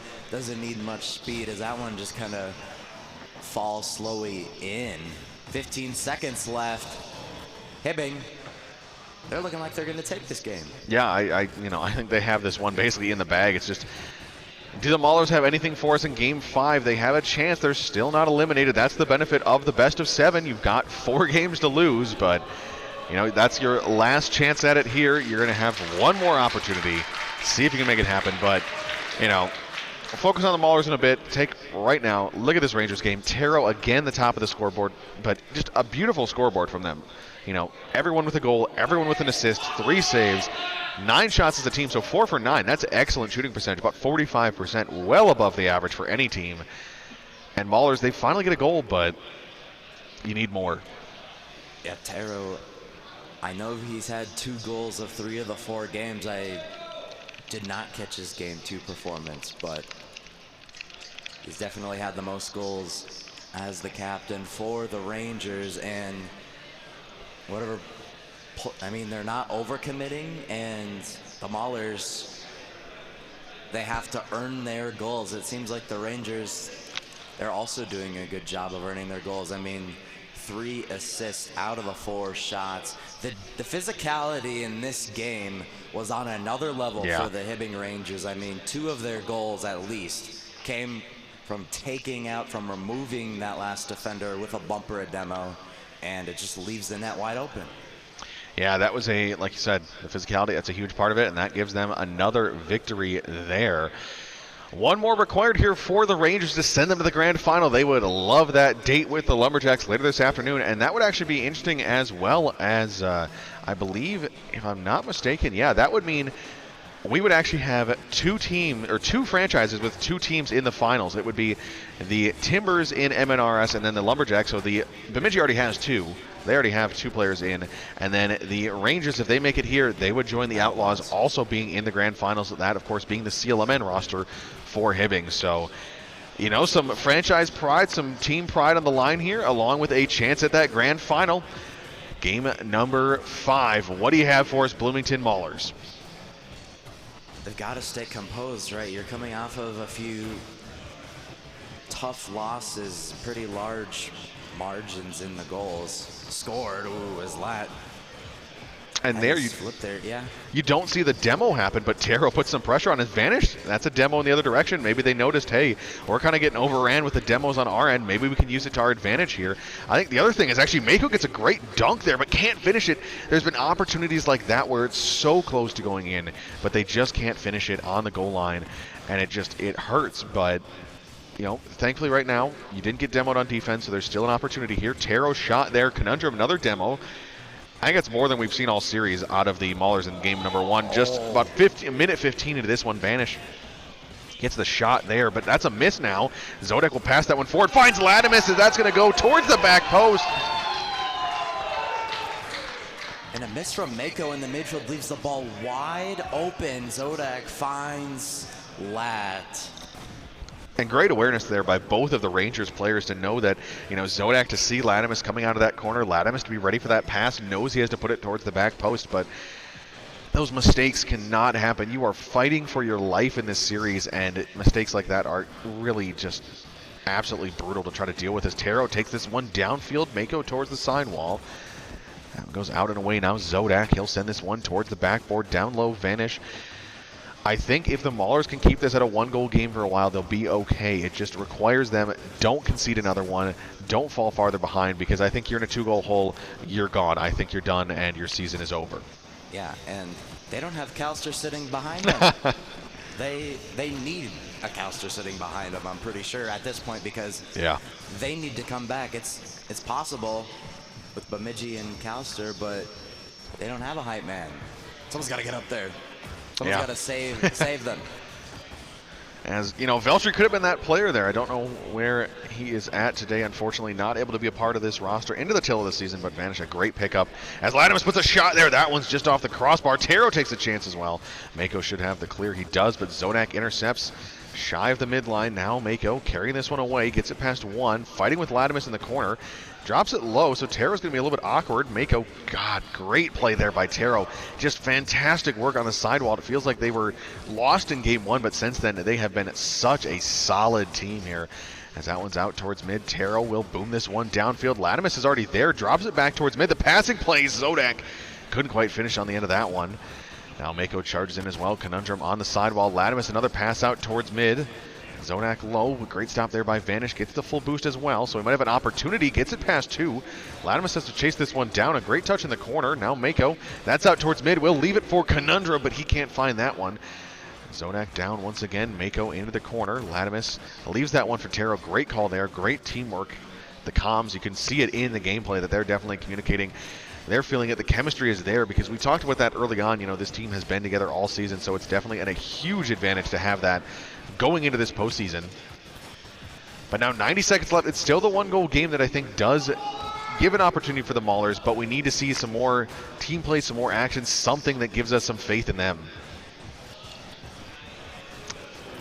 There's opportunity there once again for Mako, but now Conundrum, he'll have a chance at the net, but that one just way too wide. You need to put that one in the center of the net or just hard towards that back post, but it's away from net as Latimus gets an awkward touch there, but actually keeps it in the zone so Zodak can possess. Conundrum going towards the back post. That one's off the post there. Oh, Vanishes in, and that's a goal now.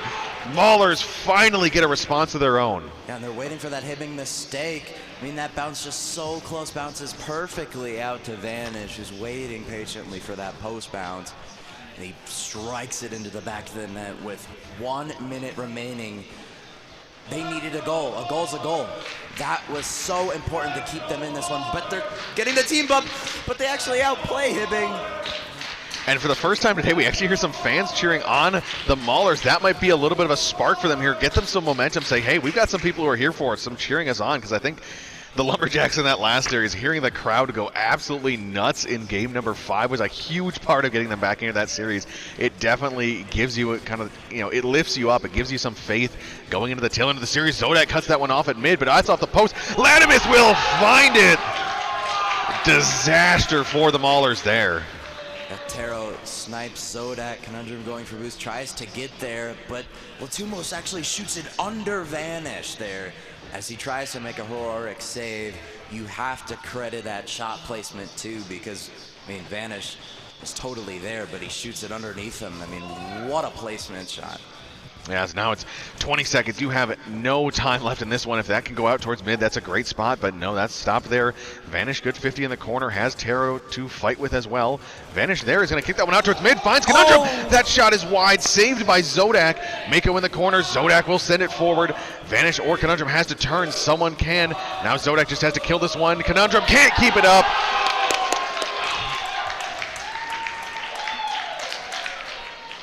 And opportunities there for the Maulers, but the Rangers showed that pedigree, showed their strengths, able to put that one away. A beautiful victory for them, and they're heading to the grand final. Yeah, they're going to be going up against the Bemidji Lumberjacks in the grand finals, but so many chances for the Maulers. They got so close. They just needed 1 goal to go, and they got that nice post bounce out to Vanish. But other than that, they had other opportunities that could have tied or even won them the game. And at this stage, the Rangers playing like they are now, you have to capitalize on every chance you get. Yeah.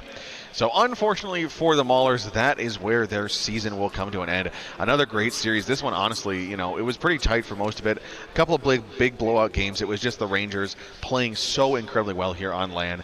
Like we heard from Taro, you know, they're a team that they weren't too concerned about going 1-2 in that group stage. They were kind of saying, you know, those were kind of just some warm-up games, getting back into the flow. We'll be ready for the best of 7 in the semifinal and go from there. But for now, that is it. We will have the next thing for the day will be our grand finals. Our first one of the day. We have 3 coming up today. The first one will be the St. Cloud Stealth versus the Bemidji Timbers for MNRS. That one's shaped up to be huge. Number 5 seed versus a top team in the league. I'm excited for it. I'm certain you are. Oh, 100%. We're going to send it to a break, but stick around. We'll have some more Rocket League coming at you in just a bit. St. Cloud Stealth and Bemidji Timbers. All right, and just a quick announcement for the audience. This is a good time to grab some food, relax. We're going to have some really hype matches coming up, so save your energy, get your fuel in. In the back rooms over on the side, we actually have poster boards with markers and stickers.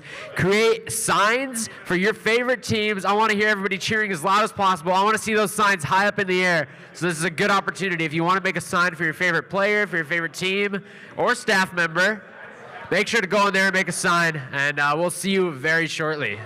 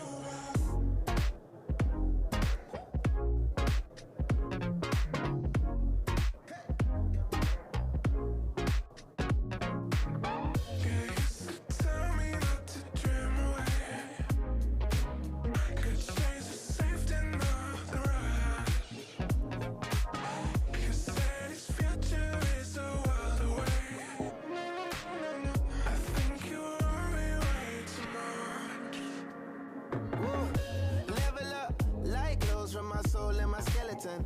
Better work, better play, found some better love. Gotta dive head first, can't be scared of love. You shy, you a diamond when pressure come. And we ain't sweating none, we the one proposing a toast all in the restaurant. When you make it this far, is it ever done? Good news, the best is yet to come. Big dreams and bright lights, long days and past nights, chasing what I like. Here's to the little light. Baby, have no fear. Now the moment's here.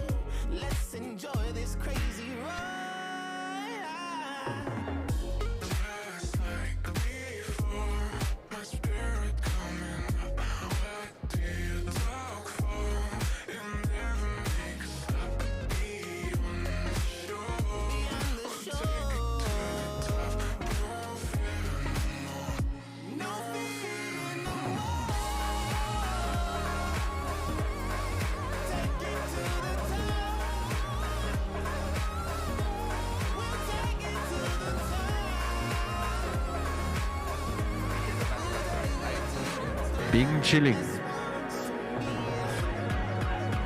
Bing chilling. Rise, you rise, we rise together. I fly, you fly, we fly forever. This time we win like we knew we would. This one's for me and you.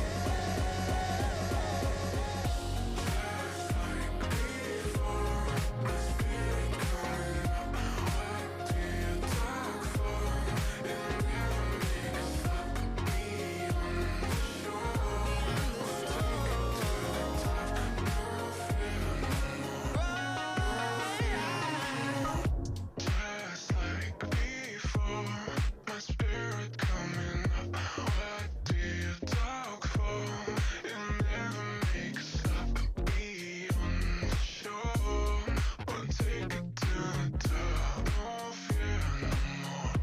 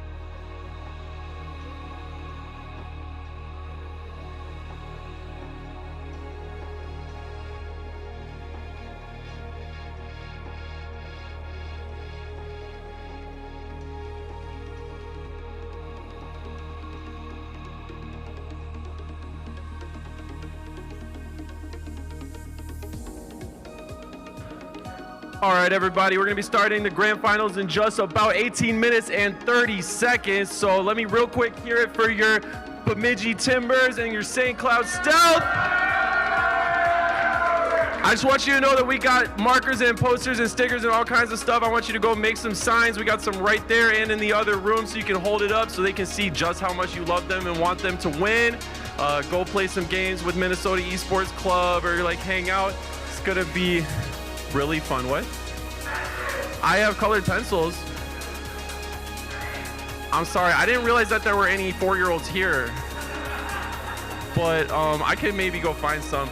But yeah, thank you all so much for being here. In case you are wondering who this guy talking is, I'm Isidore, and we're gonna have a great time. Also, we're gonna do a couple more giveaways.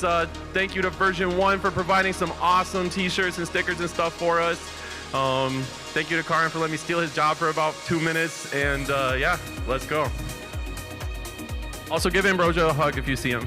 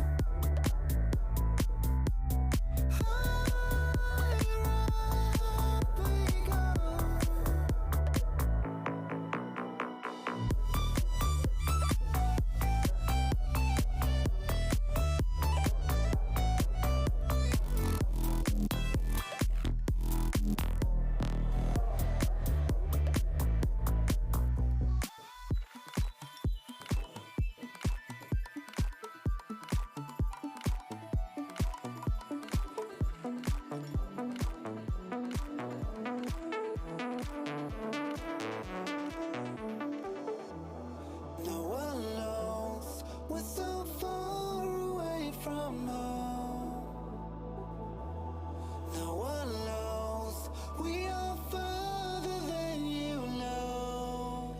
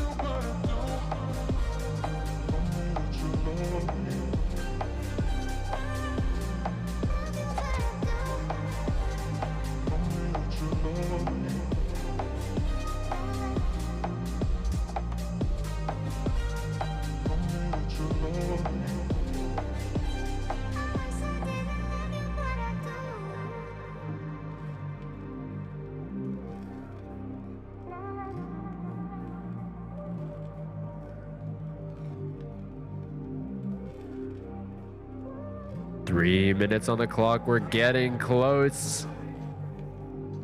Make sure to wrap things up. Get those posters made. Grab your seats. It's about to get real.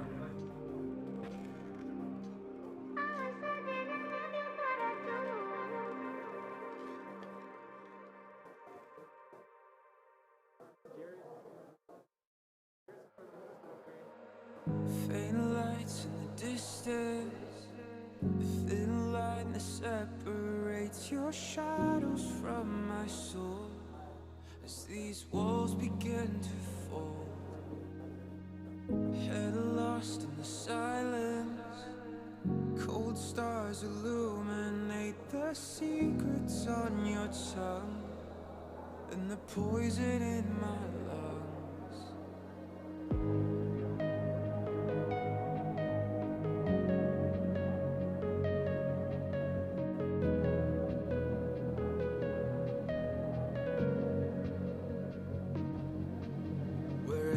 Passage ends, a new road begins. The further I descend,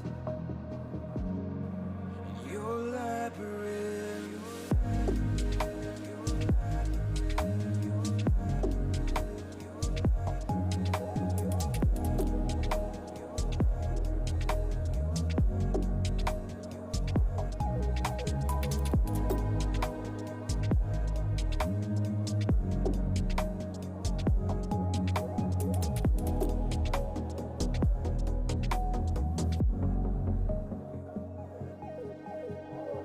Blind eyes in the darkness, frail hands reaching out, sword echoes in the smoke as the doors behind me close.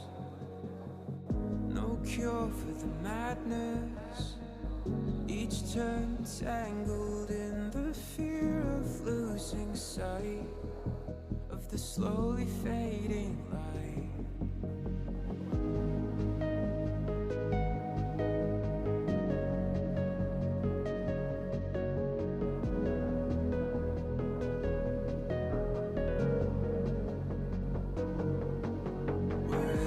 Passage ends, a new road begins. The further I descend, your labyrinth.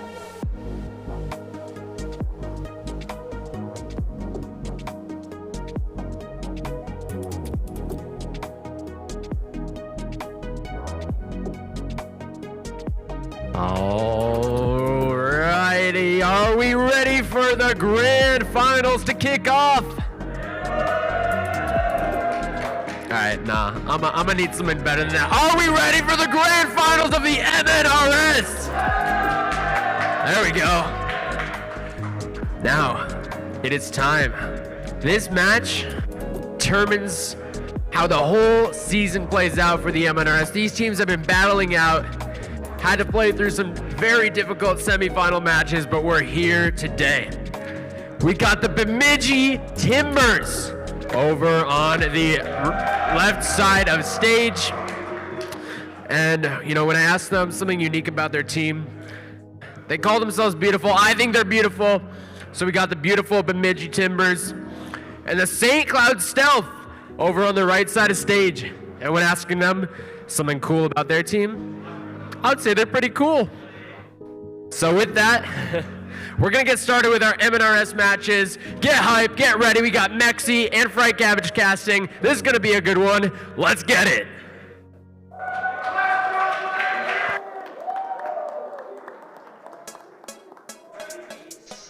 Hello, everyone, and welcome to the MNRS Grand Finals. We are here. We are live. Frick Cabbage alongside Mexi. Welcome to the booth, Mexi.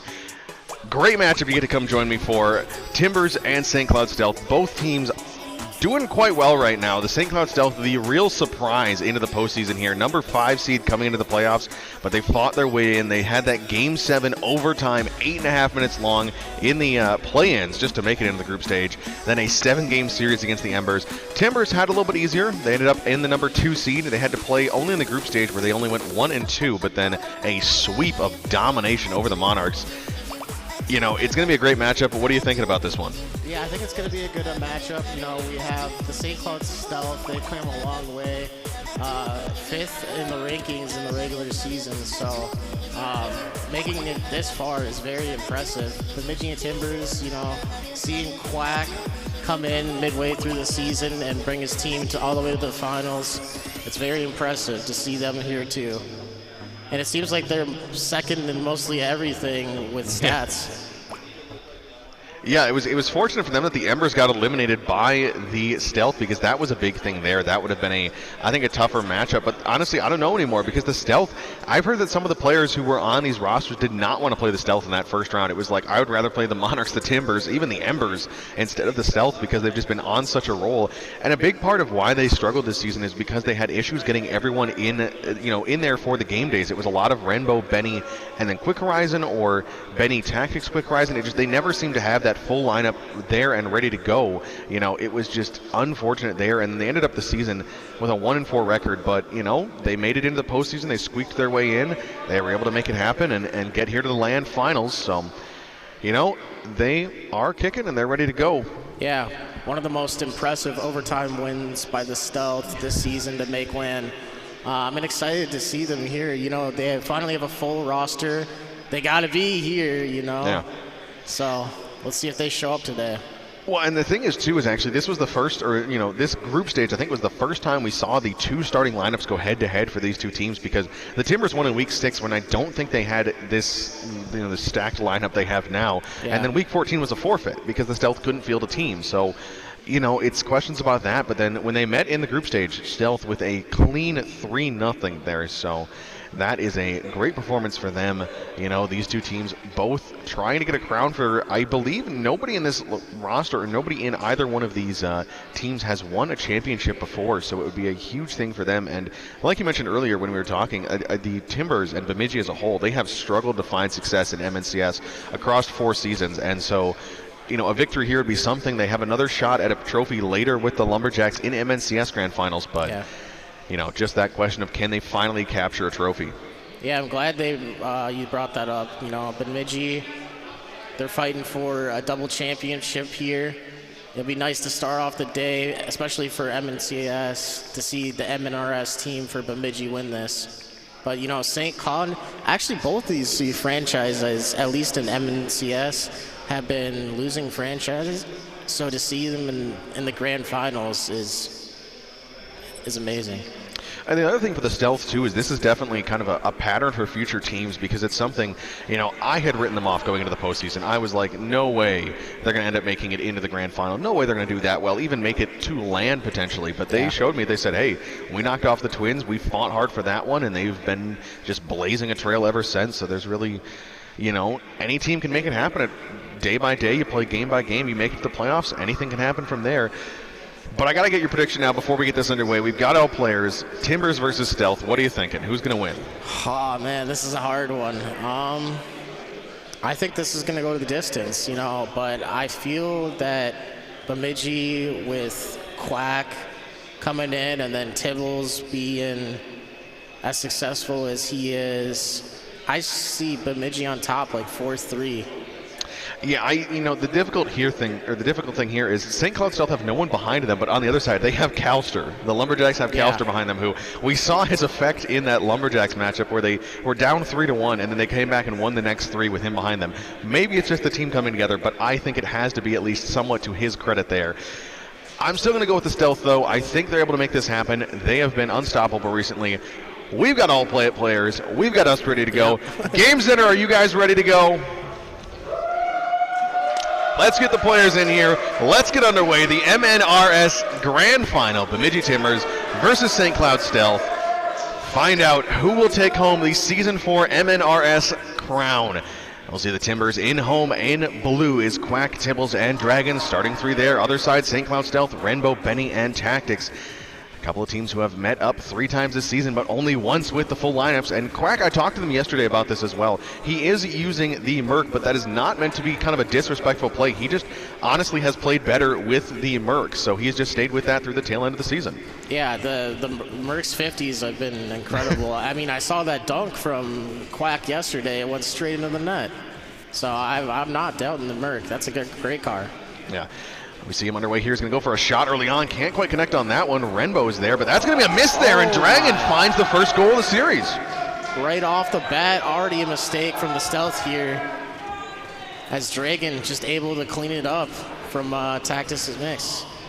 Yeah, that's an unfortunate one there. Those are the mistakes you can't have happen. That's got to be a question of nerves at some point, too. Of course, only 1 goal here so far, but I'll have to see if that plays in. None of these players too terribly experienced with LAN and, the pressure of playoff series of Tactics. A shot on net there. Tibbles forced to make the save. Out towards mid. Benny with a chance. Barred down. Benny. Great placement by Benny here. Top left. Unsavable. Tibbles hits an unfortunate touch to the corner, and Dragon a little out of position to make that save, and they tie up the game. And we were joking about this yesterday, too. Benny does technically have home field advantage. We are in Roseville, and that is where he is from. He's been a huge part of this team's success and just a dominant player this year. I think he's one of the best in MNRS, and, his ranking might not show that, but I feel like he has some of the best impact and has helped the St. Cloud Stealth. They made it into the playoffs only by 1 game, so it was not an easy cruise there by any means, but shot here from Renbo from range. Quack saves that one. Now out towards mid. Looking for Benny once again. That's 50'd. Far side, Quack might take a shot there. That was going to go towards the back post. Rolling in there. Oh, he gets the beautiful roll off the post. The power of the Merc here. Rembo a little out of position, pushed up. Didn't expect that 50 to go all the way to the side. And Quack just capitalizes on the miss, and he's able to hit it bottom left. Yeah, so Timbers find the first one, and then they end up dropping that lead, but once again, they take the lead. A high-scoring affair early on here. That's kind of what we expect. Neither one of these teams too great on the defensive end. It's 3rd for the Timbers, so not bad, but 9th for the Stealth, whereas on the offense, we see 3rd and 5th, so they average about almost 5 goals per game on offense and allow about 4 and change, so we expect some high-scoring action as Benny puts that one out towards mid, looking for a teammate, but that's stopped there by Quack. Renbo off the sidewall. Tactics should be there. He will. Puts this towards the backboard. Tibbles. 50 there. That's going to go back towards the net. Off the crossbar. Quack able to put that one away just barely. That was a great 50, but unable to make it work is now Renbo going for the air dribble towards the back post. A little bit too far. Tactics drops that one mid, but that one's stopped away there. 2 minutes into this one, it's some back and forth Rocket League with a lot of chaos. Yeah. Just great pressure here from the Stealth. They're keeping it in Bemidji's half. And I like the infield passing that I'm seeing. It looks like Bemidji's just trying to capitalize on the misses and the overcommits. But let's see what they can do on offense here. Tactics passes that one back. Benny puts it off the post and an own goal.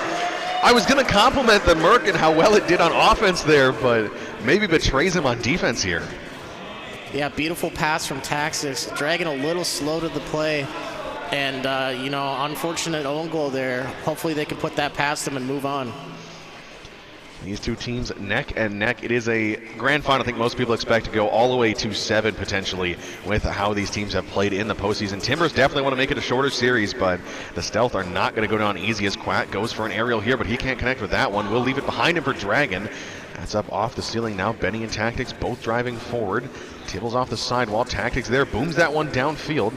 looking for someone to be there, but Dragon's the first one there. And I talk with Grape a lot about this when he's behind the desk. The possession touches, where we see players just whip these balls downfield, and it's not that useful as a team.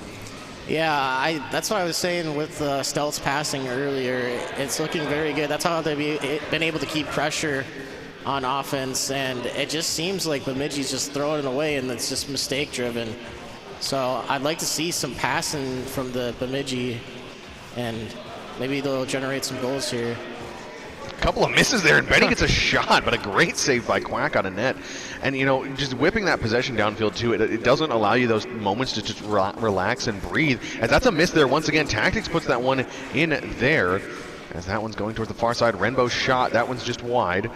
Back up towards the ceiling. Quack is there. Quack sending that one forward. There's Tactics as well. A couple players fighting on this one. As now Renbo sends this one downfield. They're going to try to chase this one into the corner, out towards mid, looking for a teammate, but no one's there. So back into the defensive zone, and both these teams seem to finally have settled down a little bit as a pass comes mid, but that one's missed. Last minute of this one, do you think the next goal's the game winner? Yeah, I say so. It just seems like each second man is pushed up a little too far, getting a little too anxious and antsy. And as soon as I say that, Quack capitalizes. Still got a minute left. Tactics, little weak touch, no follow from his teammate, and Quack is just able to punish right into the net. Yeah, and this is another great goal there. Quack just finding that opening, able to put it in the back of the net. Now with 2 goals, has been the hard carry in this game. And look at that. He has more than his teammates combined and then double it. And there's still something to go. That's a shot towards the back post. A hat trick for Quack in game number 1. What a way to start the series. Yeah, this man deserves to be in a higher league. I mean, he was in the MNCS the first season, took a little bit of a break, and now he's just making him pay in the MNRS. 4 goals to his name right now. Or I believe 3, I think. Yeah, but, 792 points. I know Rocket League does not have the best metrics, but that's a pass out for Renbo. Their shot goes a little bit too high. Back out towards mid once again, but Dragon gets the clear. As I said, 3 goals, 4 saves for Quack. He's doing it on both ends of the field, making it happen, as that's a chip out at mid. Tactics should be up. He'll send that downfield. Benny might be there, but Dragon's there first. 30 seconds now. They need to find something on offense. Betty can't make connection with that one, but Tactics can. Shot towards the back post, just wide. Unfortunate there. Now Renbo in the corner fighting for that one. Quack down there booms that away. 10 seconds left. It looks like this might be the end of game number 1, as there might be a chance Tibbles might make it 5, and he does. A mistake there. Benny not happy. Says great pass to himself, and Tibbles will capitalize. Yeah, I was going to say, Stealth's passing was looking so good. The pressure was looking so good. And they kind of just started giving away all the balls, and then, the Timbers are just capitalizing on every play. As just about 5 seconds left in this one, it should be done and dusted. The Timbers could add another here, but stopped away there by the Stealth defense. Quack will go for this one. Out towards mid. Tibbles might make it another, but that one will probably just drop. Quack is actually going to keep it up. He's trying to, really kind of play the mind games. He put another goal across the board. Yeah, the Stealth aren't moving. Renbo has to go for the save, drops it down, and almost followed up. Interesting to see those players stop moving at the 0-second mark, not fight for an overtime or, a late game goal, but an explosion on offense. Quack, 3 goals, 4 saves, 3 shots. Absolutely dominant on both ends of the field. Great start for the Timbers. Yeah, the Timbers are reminding me a little bit of Burnsville, the MNCS team, Not really the flashiest of plays, but every play gets the job done. They take away from possession, and every goal just goes in the back of the net, so. Stealth, they got to be looking for this game. You can't let the Timbers pull away. They have too much hype to their name. Yeah, they've got a huge contingent of fans here. We always talk about that with the fact that the Bemidji franchise as a whole, they have a lot of that team chemistry between all the players, between fans, between even people who played on the roster in years past, and that's, it's coming through here. But I think the Stealth, we've seen them, they dropped game 1 to the Embers as well. It was a little bit closer, a 2-1 game. I think that was overtime even, but just relax, get back into game number 2. It's a clean slate. You've still got plenty of opportunities here to make this happen, and see if they can regroup. So we got game 2 here. Timbers up 1-0 in the series. We do have a best of 7 ahead of us. Yes. A lot of I games. guess I got to ask, with the stealth on that one, do you think it was, was their offense just being blocked by, by the Timbers because we saw those saves by Quack, or was it just that, we see some dysfunctional offense sometimes? This is actually a shot to the corner. My. Quack just snipes the upper 90. What a play by this man, and what a stance. Off the wall with the Merc top corner. Perfect placement on that ball. What a play from Quack. Yeah, and what a what a time to find it. Just a heartbreaking way to start game 2. The St. Cloud Stealth. I was going to so back to my question. Do you think it was just great defense or kind of a lack of competent offense on the other side? As I say that, that's going to bounce towards mid. Tactics has a chance. Renbo, they take a shot at it as well. Benny's going to actually hit that towards his own net. Oh, kind of a freebie for Quack. I was going to say, to answer your question, it seems like they're pushed up too far, and then you're on offense so long, you kind of forget how to play defense, and that last man is just kind of panicking. So, well, and that one there, it was definitely some panic out of Benny because he had time. If he rotates back into net there, it's going to be a little awkward, but you're not going to own goal it. Whereas he goes for an early touch there, it does not work in their favor. As now Renbo puts a shot there, Benny puts it top shelf. That is a huge response for the St. Cloud Stealth. Steal some momentum back. Yeah, finally their third man can just come in and bang this. Kind of a risky rotation, but when 2 are in net, I would just push that forward. Betty puts it top shelf. And an impressive shot there, too, because I thought Tibbles would have had that save. He was in such a good spot, just diving at that one, but was not able to get there. So, back to a 2-1 game. It's a step in the right direction for the Stealth. Now it's just play some strong Rocket League, play together. It's been a frantic first 40 seconds here in game number 2. And if they can play some strong Rocket League level, chances are the shot, but that actually was a little bit more of a fake. 50 there on the far side. Renbo shot from mid. That one saved by Dragon, sends it downfield. Benny's up for this one. Good touch. Into the corner, gets it around Dragon as well. Now Tibbles, he misses that one, but no boost there for Benny, so that's stopped there. Renbo booms that one towards net. That's going to go off the ceiling, and that one's in. Rennie ties it at 2. Yeah, Renbo, they get the dunk, and they get the reward. Nice little solo play there from Renbo. As we are back tied up at 2 apiece, this is a explosion of offense from both sides in game number 2 here. Is now Dragon, he'll try to carry the Timbers forward. As I talk about, too, the semifinals these teams played, the Timbers, we saw their offense there. Across that series, they scored 15 goals as Tactics is going to find an opening, and the Stealth have a lead. These are some great solo plays coming out from the Stealth. They had Rembo first, and then Tactics gets a touch up, and then he has so much time to delay his flick and get it over to the last man. And now they're capitalizing on all these 1v1 plays. As now Benny might have a chance as well. He's going to put a soft touch back towards the backboard. Tactics is up. That 50 drops into the corner. So the thing is now for the Stealth is you got to play with the lead, but you can't play too dangerous because this is, I don't see the final score of this game being 3-2. I think there's 2, 3, 4 goals at least in the rest of this game because we're only about 2 minutes in as Quack puts that towards the back post. Tactics there. What do you think is most important here for the Stealth? How do you really protect this lead but not get too passive and just open yourself up to that suffocating offense? Yeah, I just think they need to keep the rotation going. They've had 2 people forward constantly, and when the second man's not hitting that shot, you gotta not panic on defense as third man and just hold the line. So I think defense has got to be key here for the Stealth, especially when holding this lead to try to win the second game here. Yeah, and that's the composure part of it too. Is Quack is used to, no disrespect to the Stealth or any MNRS, but a shot by Tibbles. Renbo, great save in net there. Just barely able to reach back and grab that one. But as I was saying, Quack and potentially even Tibbles used to a little bit of a faster pace of play, so they're a little bit more comfortable, and that can make some of these other players very, they just panic and they go for some touches that aren't really that useful. But we've got 2:15 remaining, still a 1-goal lead in favor of the Stealth. Tactics out at mid, he'll touch this one now. Dragon's there, he booms this one off the sidewall. Benny might have a chance for a shot and gets the 50 on Dragon.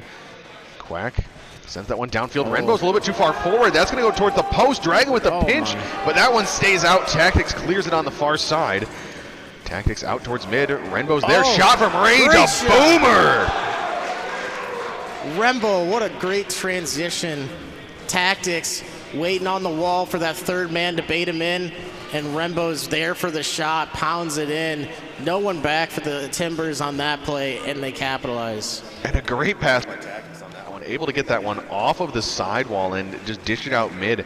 And then Renbo in mid booms that one 75 miles per hour. That is crazy fast. No one's reaching back on that one. As now Tactics almost gets another one here, but stopped just outside the box by the defense. Now here's Benny. He'll pull away on that one. Make sure to not get too aggressive here. This 2-goal lead is something you have a little bit of a cushion to play with, but don't want to give that away. As now Tactics, he'll carry forward on offense once again. Down into the corner, Tibbles is there, beats it past one. Renbo is trying to rotate back. Tibbles is there. Tibbles gets the shot and overcommit once again. Yeah, this is what I'm saying. The overcommits are committing them. They're sending too many people forward, especially with the lead. And Tibbles finds the gap in defense. And they're coming back with this one. 3-4, it's only a 1-goal differential. And this is what I honestly expect. We've seen matches between these two teams, not a ton, but we've seen how these teams can play. And the Timbers, they like to just shut you down, but the Stealth will never really let go. So it was something I was expecting coming into this, just a incredibly back and forth game where you might see runs of 2-3 goals, but then the other team will come back and do the same thing. They don't really bow out of a game. As now Renbo might have a chance pass towards mid, but there was I think a bump there near the goal line. So 1 minute left. Renbo passes out towards mid. Crack there as well. Now Benny on the sidewall. Benny trying to block. He gets that one down. Nice. Benny against Dragon. Benny wins that 50 in the corner. Tries to get another one, just wasting time. That's 20 seconds off the clock right there. As now Tactics out towards mid. Renbo shot there. That one's off the post. Good chance as Renbo gets a demo on the retreat. Tibbles can't make the shot on that one. Benny and Renbo a little bit panicky here. Just need to calm down. 30 seconds left. You still have the lead. As Benny kicks that one forward. Renbo there as well. Quack drops that one low. Tactics pinch out towards mid. 20 seconds left. Do you think the Timbers can come back into this one? I don't know. It seems like the Stealth are holding defense relatively well, not giving away possession as hard. Let's see if they can keep holding these 50s and keep them out of the net. As that one will roll away, Renbo's going to put one more shot on net. Let that drop into the corner, and the Stealth will take game number 2. Huge turnaround there. They end up with, actually, Rocket League reminds me, Benny had an own goal in this one as well. So that was, really kind of a 4-2 game, and thankfully that doesn't come back to haunt them here. Look at Renbo leading this team, the captain. 2 goals, an assist, a save, and 7 shots. So they go for more of the quantity over quality aspect, but at some point it works. If you're able to put that many shots on net, some of them are going to go through, and that works. Yeah, I think if they can just keep that pressure on the Timbers, don't give Quack any space. You can see what he can do with open space, and literally the Timbers only scored off solo plays. A couple of good passes, actually, but I think the Stealth, their offense transitions have been better. They had that midfield pass from Tactics to Renbo, and I feel like their offense is opening up. So we will head to game number 3, tied 1 apiece. It's a very tight game here, and this is what we love to see in a grand final, to see who takes home the crown. Never want to see it be a sweep, and this is some prime Rocket League. Thank you to everyone for being here at Game Center. Thank you to all those at home.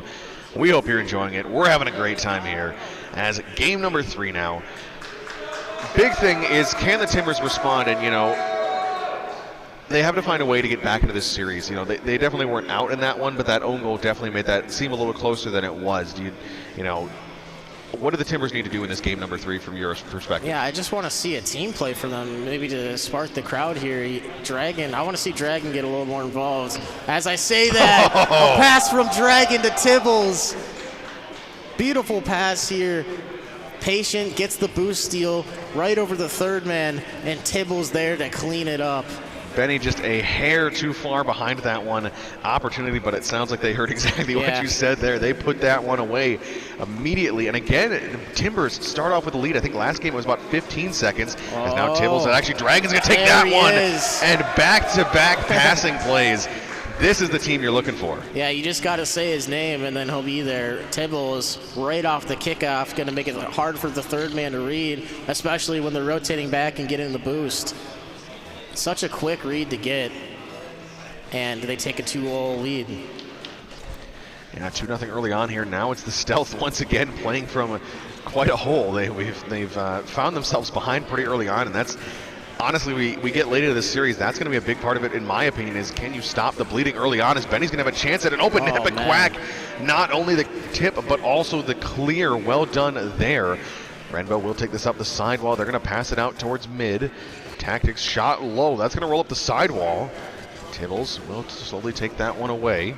Tibbles back up off the sidewall. Once again, Dragons there. Pass out towards mid, but Quack easily clears that one downfield. A booming clear once again. That's up off the ceiling. Now Tibbles, he'll charge in on this one. 1 minute gone here. And really the Stealth have hardly broken out of their own zone. Is that, you know, it feels like they're stuck. Yeah, I mean, they haven't really had a chance to play yet. You know, both the goals out of Bemidji have been right off the kickoff, and they really haven't been able to get set with the play. So I think it's going to take some time. I don't think they're done yet. I definitely think they can come back and win this game right here. Yeah, and again, a good passing attempt there. That's the thing that, you know, we've seen some teams struggle with that, where things start to break down and they only go for solo plays. And, you know, against strong rosters like this, that usually doesn't work out. Sometimes you can get away with it, but more often than not, you're probably going to end up requiring some of those team plays. As Quack goes in on this one, but Benny stops him at midfield. Renbo with a shot attempt. That one's just wide. Dragon off of his own backboard. He'll carry this one forward. Gets stopped there. Actually, a double commit on the side of the Timbers. So Benny will have a chance from the corner, but awkward touch there. Renbo shot from the corner. They will find the front post, and once again, it's the captain of the Stealth coming through when they need it most. Yeah, just a poor touch off the wall from Dragon. No one there to follow. Renbo pounds it in the back into the net. Those are, you know, those are pretty hard to read. You think in your head as third man when you hit it up off the sidewall that you're going to have a teammate to follow.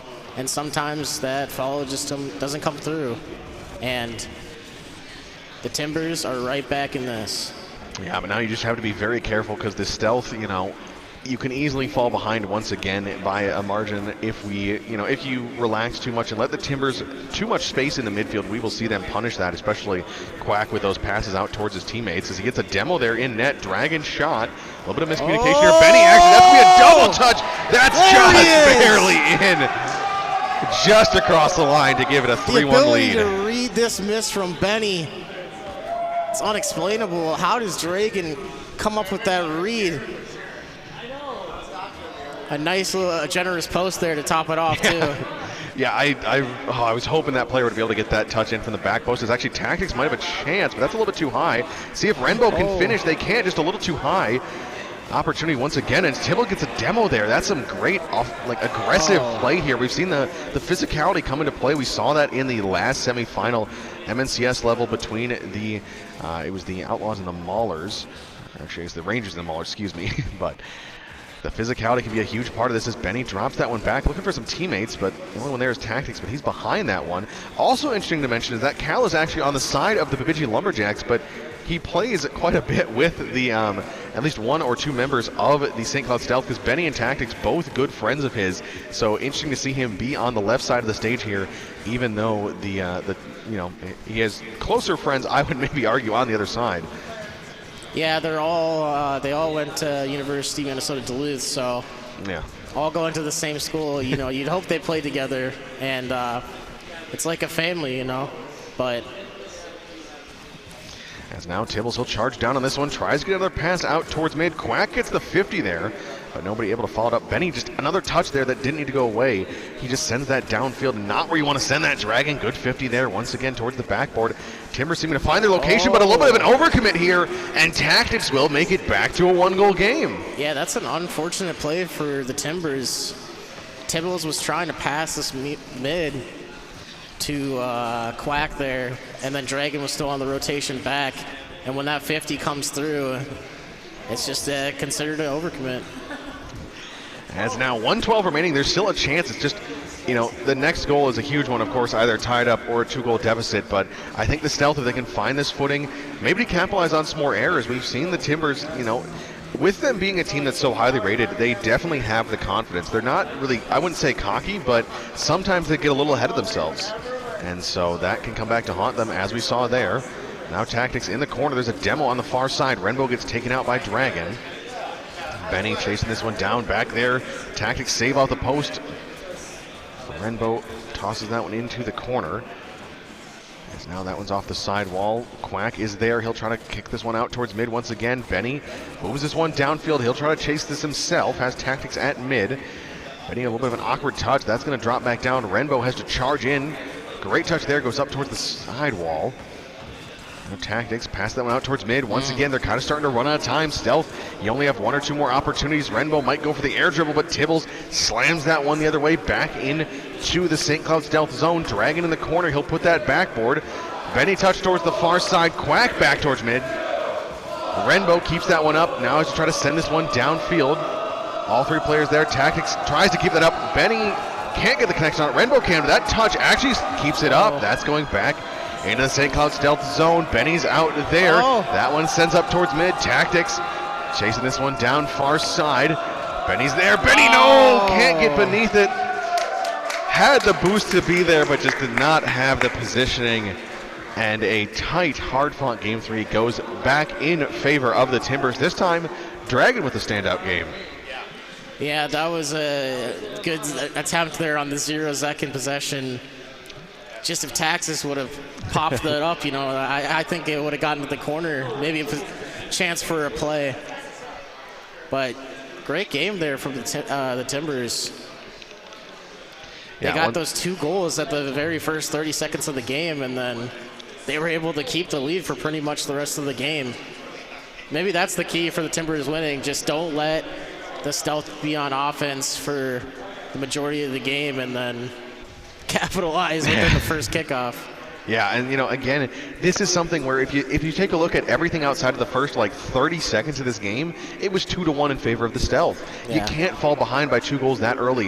You have a chance to come back into it, but it just makes it such a hard task, and you find yourself just kind of, you know, committing on things you maybe shouldn't have to and stuff like that. But you know, both these teams, it's interesting. They're fighting a lot in the midfield because we noticed both teams 4 shots and 5 of those 8 shots in total found the back of the net. So that tells you that there's high shooting percentage, which usually means a lot of possession in the midfield, a lot of cutting off shots before they happen. And Game 4 now, Stealth, you got to tie this one back up. Can you survive the first 30 seconds without conceding? If you do, I think you have a good chance in game number 4. Yeah, it's, you know, talking about Quack last game, he's got 200 points. So I was talking about Dragon earlier. I'm glad to see that Dragon is becoming a team player here and getting involved in every play. So if Dragon's hot, I feel like the rest of Bemidji's going to be hot, especially with Quack and Tibbles holding it down. Renbo misses there. Benny able to drop that one down. A double commit there. Renbo and Tactics both diving into that one. That's a beautiful pass out towards mid. Dragon with a chance, but Benny reads it well. Now Tactics might have a chance on a breakaway going off the sidewall here. Tries to get contact there. Tibbles will chip this one up, trying to grab that side boost. Might go for the shot here as well. They're giving him a lot of space there. Benny ends up with the save, but that's a little bit more space than I'd offer that. Players now. Benny gets a save on the front post there on the shot by Dragon. Tibbles can't win that one. Quack with a 50 there. That one's crossbar. Gosh, those 50s on the Merc. I was a little bit of a doubter, and Quack makes it 1-0. This time, not even a 50, just a great shot by the captain. Yeah, great pressure here from the Timbers. They just kept turning on rotation, and it looked like the Stealth didn't have any boost to work with, and they're just constantly getting pressured, and Quack, top right, can't save that. Yeah, and unfortunately here, that is the story of this one, and, you know, it's a 1-goal game, so that's, you know, something better, but they need to make sure they don't concede again. As Quack towards the front post, Tibbles was going for the demo there. Renbo able to make the save. They'll transition into offense now. Benny on the side there, going to kick it off the corner. Great pass, Tactics front post. Just not enough power. You got to put some more pace behind that. There's another pass towards mid. Renbo dives for that one, but Quack with the clear. Timbers definitely have some weird rotations on defense. It feels like they double commit a lot, but they get those heavy clears downfield, which allow you that freedom to take those double commits. You know, Rocket League's, it's a great game because of that. You can double commit so many times, and stuff just seems to work out for them, especially for the Timbers right now. It seems like a cluster in net, but they're just able to save everything. Yeah, and there was a nice a bump in net there by one of the Stealth players, and it would have been an opportunity, but no one was able to finish off that shot. You know, Renbo opening up that lane, but just nobody there to finish, and that's things you got to capitalize on again. You know, your captain gets a good pass, sets it down the midfield. You got to make something happen. As now Tactics has a chance for the air dribble, but again, really weak, and that's a chance where they had some possession in midfield, they had some space, but they just dive on in and throw away that opportunity. Yeah, you know, players become one-dimensional when they're looking upfield. They're always looking for that clear and never looking for the sidewall. And, you know, you just got to be using your resources, using your players that are upfield. Yeah, and I mentioned the lack of shots as well. We saw Tibbles make a great challenge at midfield there. Doesn't even allow the shot to be credited towards net, so that's something that just, you know, benefits your team, because even if he doesn't win that 50, it's a lot easier to play for that second 50 there, as Dragon has to go up and actually make a save on that one. Benny fighting for this one in the corners, trying to slow it down, but leave it there for his teammates. Unfortunately, just too far away. As now, under 2 minutes remaining, Renbo's shot from range. That's going to go up towards the crossbar. Quack misses, but Tibbles with the save from behind. Gosh, that defense is fantastic, where they're able to make plays from behind. We saw that a lot with the Bemidji Timbers, actually. We saw Kai was defending a lot from in front of the ball. It was so weird to watch, but it worked so well, and that's kind of a repeat here. As we'll see Tactics transition into offense, trying to carry the stealth forward. Benny lets that one wrap around. Gonna hang that one towards the sidewall. Tibbles takes a little while to attack on that one, but nobody able to be there quick. As now Quack, he'll ship that one towards mid. There's gonna be a chance. Tibbles towards the crossbar. And for all the opportunities that both sides have had, this is still a 1-0 game with just over a minute remaining. So the stealth, you still are in this game. You just have to find some way to break through this defense. As Renbo, it's kind of like who can hit the ball the hardest right now. You know, the Timbers, they had an opportunity on offense with Tibbles, but instead of settling it on his car, he just boomed it at net right into the defenders. So I think if they take a little more time with the ball, more possession, they can close out this game here. Yeah. As now towards the sidewall, 45 seconds left. Tactics out towards mid. Benny might have a chance. A little bit of a 3v2 play here, but gets bumped away. Great play there by Quack. Just drives in on that one. Benny tries to get the pass out mid. Renbo looking for mid. Is Tactics there? He is, but he's not at the right angle. So now Tactics lets this one roll around the backboard. Benny, he should be the next one there, trying to be the next man up for stealth. That one goes towards mid, but unfortunately is cleared. Finally, the stealth are starting to put some pressure on, though, but it might be too little too late. Benny clips that one towards the far side, looking for Renbo. That shot's going to go just towards the sidewall. Dragon gets bumped there, but nothing towards mid. You got to get that one in front of the net for someone to score. Yeah, they've got good pressure going. Let's see if they can try to squeak it in. We have 4 seconds remaining. Oh, and that's going to fall back to their half. It's not looking good. Benny puts it up. Can Tactics get it? And the Timbers, they'll take game 4. And that one, once again, there was so many opportunities for the stealth, but you got to find a way to make a goal happen there. You can't expect to win games when you can't even score one goal. Of course, they haven't been the best goal-scoring team, but 2.39, and they're playing against a team that also does well on defense, but you know, you got to expect 1 or 2. Their only win, I guess they've scored a decent number across the series, but first shutout we've seen so far, a 1-0 game, a lot of action, more shots than last time, but still, it is the Timbers on top. Yeah, the stealth, they're keeping up with shots. They keep up with the pressure. It's just getting the ball in the back of the net at the end of the day. And, you know, coming into this game, they're ranked 5th out of shooting percentage. So you'd expect a decent amount of shots going to the back of the net. But let's see if they can get some goals here, take over the Timbers. Now they're at match point with the Timbers, so they need to figure something out. Yeah, and I don't think the Bemidji the Timbers fans in the crowd heard that. Timbers, your team is on match point to take the grand final of MNRS. Let's hear it for them. Timbers fans are just non-existent in the crowd, I guess, so unfortunate. Don't know what happened to the Timbers fans. Someone let me know if you find them, because I thought they were here, but they must have left. Yeah. Unfortunate. I think they're waiting for the MNCS match. Okay, well, you know, that's going to be a good one, too.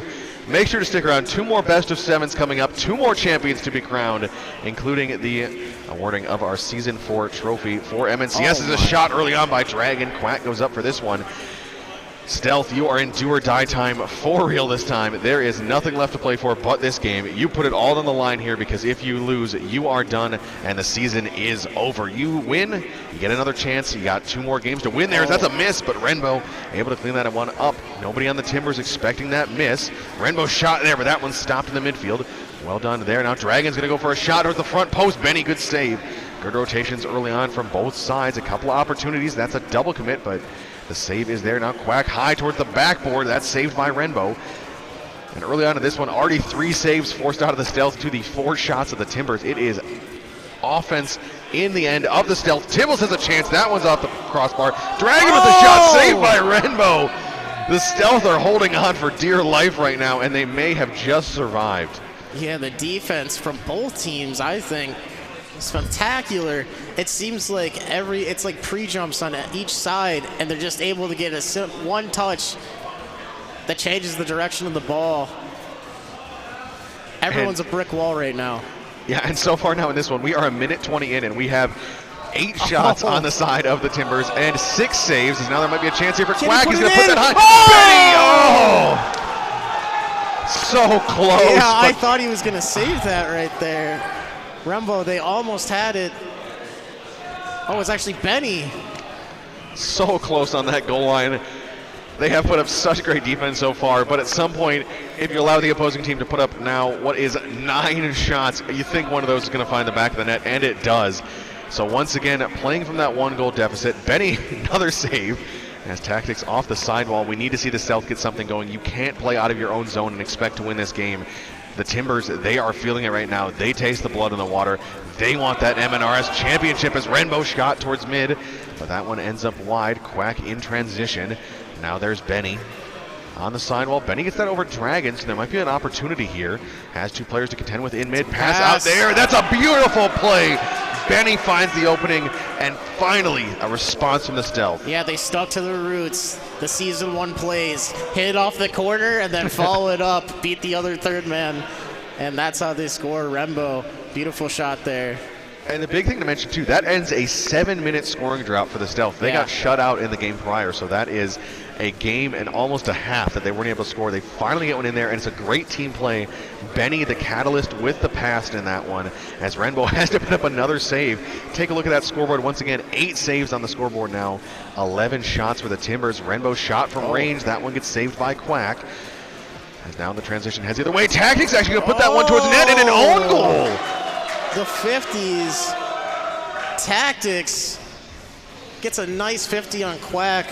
I don't think Quack wanted to go for that ball because he was waiting for his teammate to rotate in. Yeah, I couldn't tell if he wasn't going for that or if he was just trying to put his kind of toss the car in front of it, but that is a costly error. That might actually kind of lift the Stealth, say, hey, we can do this. And a reminder as well, actually, the Stealth in the previous matchup, or not the previous matchup, in their semifinal, they ended up losing 2 late games to the Embers and had to win it in Game 7. So they are a team that can play Game 7s because also in the qualification, 8.5-minute overtime. This team does not fold too hard under pressure. Give them a chance back in and they will take it. Yeah, I would not want to go to a Game 7 against the Stealth after what I saw. One of the best overtimes in MNCS history. So let's see if they can even bring it there, though. But 2 minutes to go in this one. There still is an option or opportunity for the Timbers to shut this one down in regulation. Out towards mid. Renbo looking for the self-dish. And that gets sent downfield by Dragon. Remember, only Game 5 now, as that's going to be an awkward touch there. Tibbles gets the tying goal. And what was this touch in the corner from the Stealth? Yeah, fortunate dunk here onto Benny. Comes off the wall and gets a nice little touch to Tibbles. Power shot to the top left. The Stealth's defense was not expecting that right there. I think that one, honestly, Benny, not the best touch you could have there. You could try to settle that one down, but Dragon reads it excellently, and then Tibbles is there in mid. It's just these players on the Timbers seem to know what's coming about 4 steps ahead sometimes, and that one was an example of it there as Quack's go for a demo there, and that screws up the defense. The defense of the Stealth is folding right now. Quack just hits it high. Renbo with the missed read, and Dragon just got to get a touch on the ball. A little bit of leg there for Renbo, but it goes in regardless. And Tactics going for the squishy save there. I'm not sure if that's the time for that. Maybe he felt like that was the only option. Might have been low on boost, but just always kind of an awkward play to go for unless you know they're going to shoot it top shelf, like they're coming from above, they're coming off the backboard, something like that. So not a great play there. A double commit also on defense. Benny has to come in and just boom that one out and away, but Dragon, he'll be able to pester. Sends it down actually to a great spot for Renbo. They'll take this one downfield, 50 against Quack, out towards mid. Benny with a shot, but that one stopped there. Minute 15 now until we see if the Timbers take this in 5, if they claim the MNRS Grand Final champions. Or do the Stealth have something left in the tank? As Dragon puts that one towards crossbar. Tibbles is there on the back post. 2-goal lead, 1 minute remaining. The Timbers are loving this crossbar here. They're giving it to him. You know, you had that Dragon shot earlier, and now Tibbles skimming the post. And they're kind of running away with it here. We got a minute left. And this is for the championship. This is MNRS championship. Yeah, and there's definitely an opportunity. As Benny puts that one too high, but those opportunities, like that one off the kickoff, you got to put those away. It is a very hard angle to hit, but if you want to make this thing happen, there's actually a demo, and that is a shot in by Renbo. A demo play. That's some good way to make it happen. This is what I like to see from the Stealth. A nice little demo, clearing out the net, making opportunities, taking possession. They had a pass play earlier. They're doing all they can to try to stay in this series. Yeah, now 45 seconds left. Can the Timbers win it in 5, or will the Stealth force overtime? Or they could win it in regulation. I expect more of an overtime, as Quack might go for a double touch here. Renbo, good read on the backboard. Quack with a demo as well, but Renbo drops that one down. Might have an opportunity. Dragon drives in. Benny soft touched the sidewall. Good job there, making sure to maintain possession. That's going to go out towards mid. Quack should be the first one there. He has an open net, and he gets it. That might be the nail in the coffin right there. 22 seconds. 22 seconds stands from the Timbers being MNRS champions. Stealth needs to get all they have right here. Yeah, and you know, I would love to see if they can make it happen, but I don't see it happening. You have to get a goal basically immediately. It's actually Tactics. Puts that one towards mid. An awkward bounce. That would have been better if it took a low bounce, but that's going to hang out towards mid. There's half the clock gone. Renbo tries to 50, but Tibbles wins that one. He might add a 6. That's going towards the back post. Third goal here. Tibbles, nice control. No one back for Stealth. I mean, what do you expect? They all going to be up. Yeah. And it's looking really promising for the Timbers here. Yeah, I don't think the Timbers are finding a way out of this one. No. Oh, Tibbles is going to get a 7th there. Just insult to injury, salt in the wounds. Yeah. I don't know what happened here. Tactics just an awkward. The sideways flip there. Benny can't react. 5 seconds left. 7-3. A dominating offense here. The Timbers. Lowest goals in the series was 1, but that was a 1-0 victory. And with 4 seconds left, we will see this tick away, and the Bemidji Timbers are your MNRS Season 4 champions. Yeah, congratulations to them. You know, they had a great season. 4 goals from Tibbles there. The passing, the aggression, they came out with fire in the beginning of that game. What was it, 9 shots within like the first minute of the game. Yeah. Crazy offense to start it off, and you know, let's give it up for the Stealth though. Yeah. They had a really good season.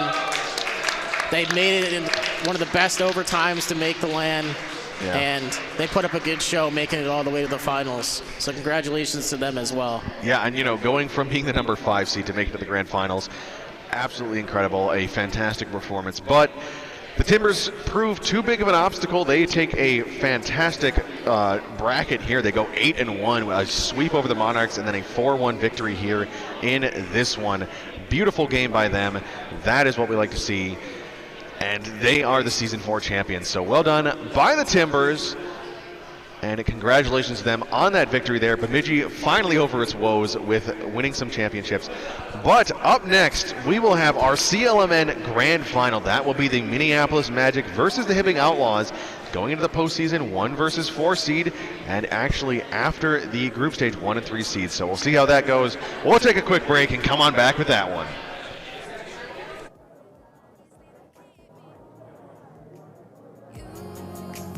Wanna know my secrets, so you keep crashing into my waves. I don't have the patience for that. Not okay with waiting for that. I don't know what's changed in my head. Let's go somewhere and never come back. Tonight we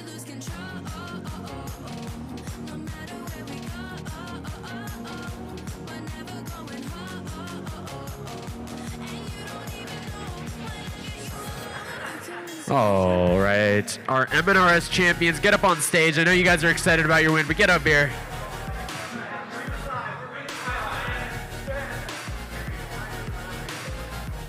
You got the prize? Doesn't matter. By their setups. Where's Tibbles? There he is.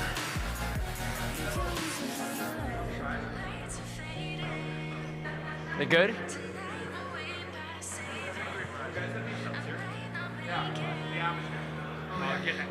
Where's the app? Mr. The App, to the stage.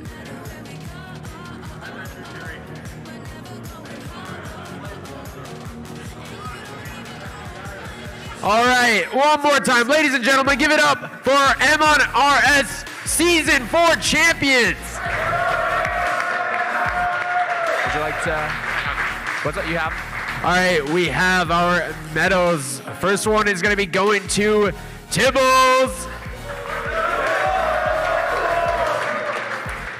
Then we got Mr. Dragon. The man with the fries, Quack. And the carry of the team, The App.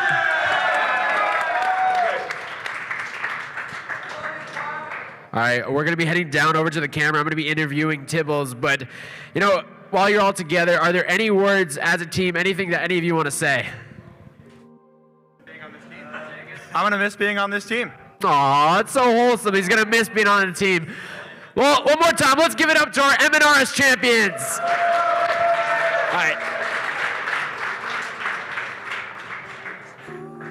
What's up? Yeah. All right, all right, all right.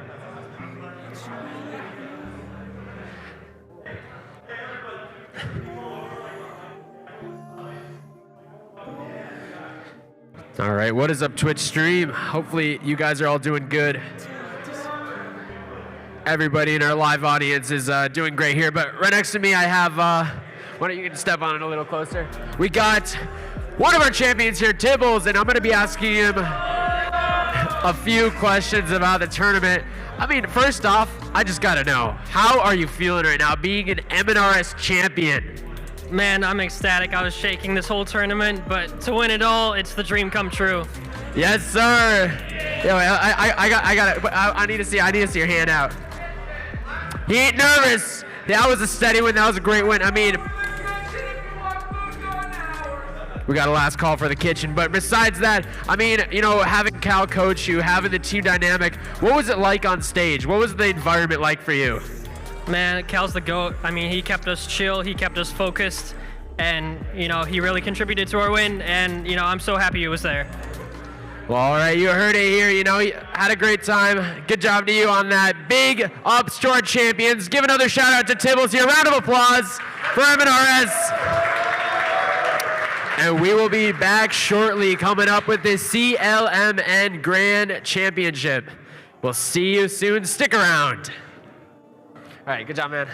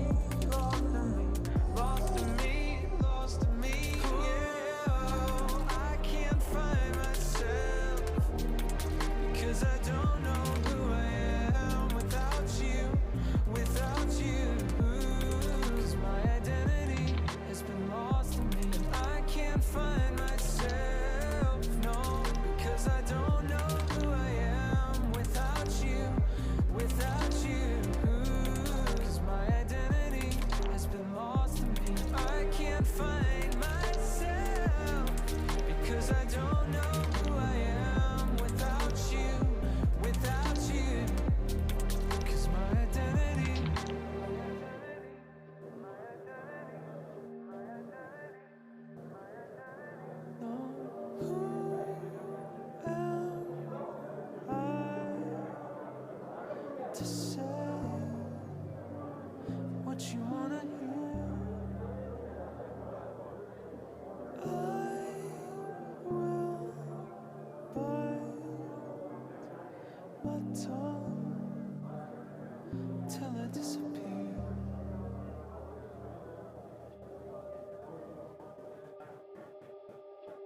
All right, while we're waiting, for those in the audience, I'm going to be just chucking these towels at you guys. Essentially, what I want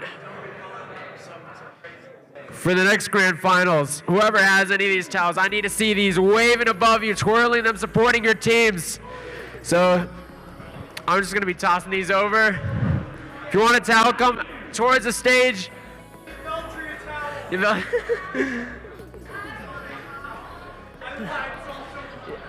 These are harder to throw than.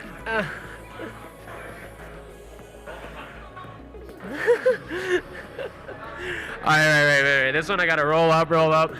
Yo, go long. Oh my gosh. Do you want to do the honors? Do the honors. Throw it to the crowd. Anybody in the crowd? Hey. All right, we better see those spinning in the air during the match. Let's get it. More giveaways coming out soon.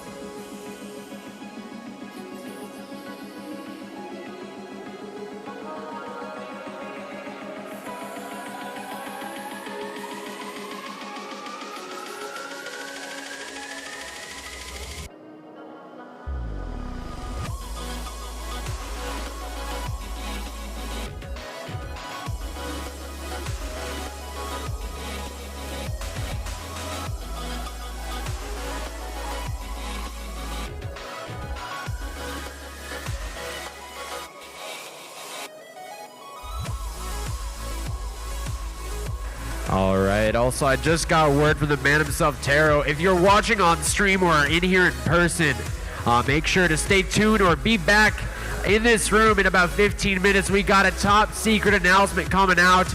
I'm extremely stoked to hear about it. So should you be. So make sure to be back in 15. We'll be having that happen right here.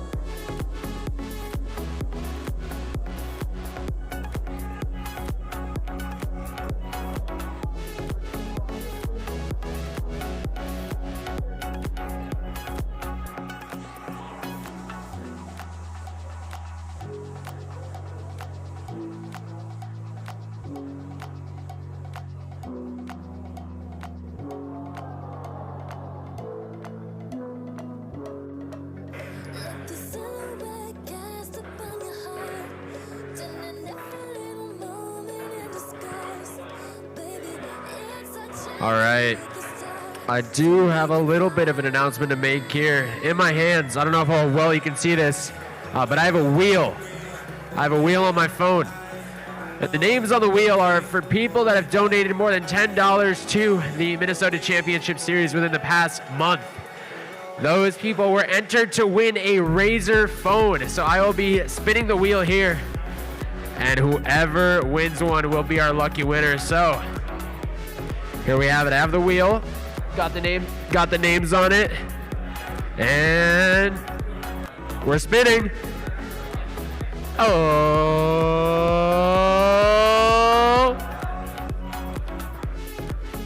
I don't think you guys are going to believe me, but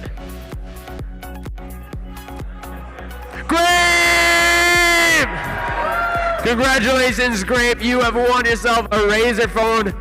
Come over here to claim. And again, thank you all so much for donating to an awesome cause. In the future, we might have more giveaways like this, so it's always good to give back, and we love giving back as well. So thank you. Grape, congratulations.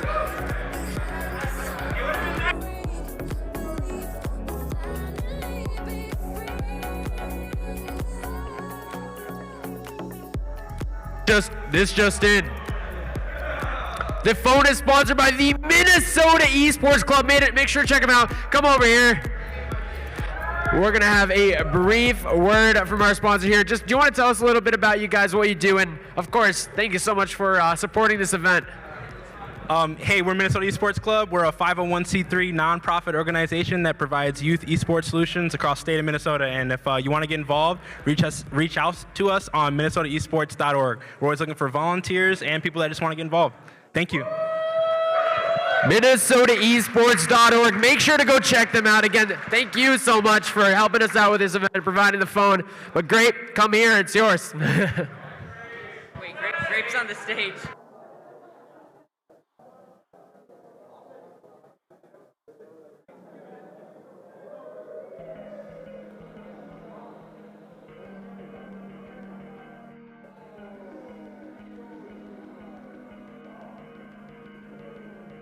Trying to lose track of the silence.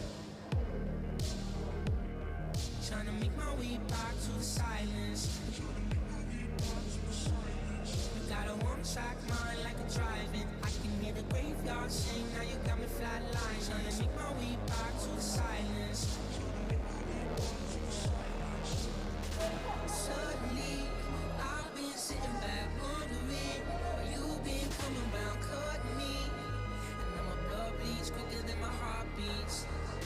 Suddenly, I've been sitting back wondering why you've been coming around, cutting me. And now my blood bleeds quicker than my heart beats.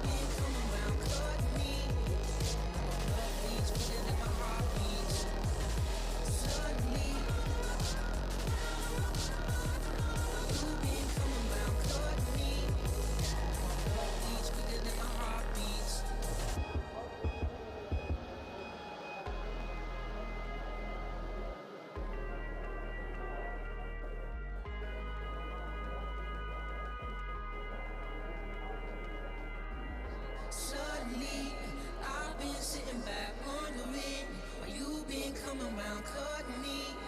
And now my blood bleeds quicker than my heart beats.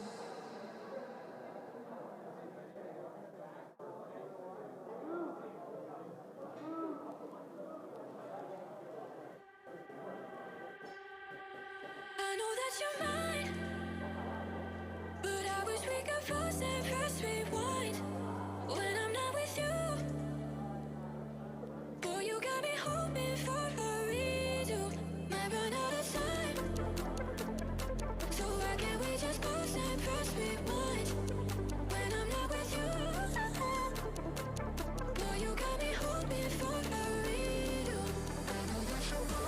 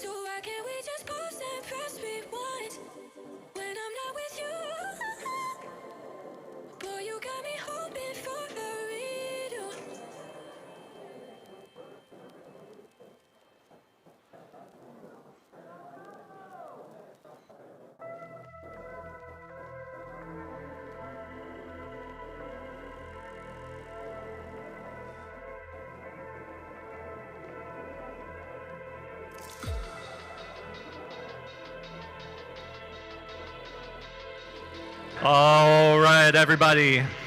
How we feeling out there? I want to say a few things. First, we do have a top secret announcement coming, but very first, I want to give a big shout out to everybody who has helped put this event on. Our broadcasters, Karin, our MC, everybody who brought a booth, Left Click Lounge, our major stage sponsor, and Game Center. Please, everybody, a big round of applause for everybody who has helped put this on. This is truly amazing. You guys are great.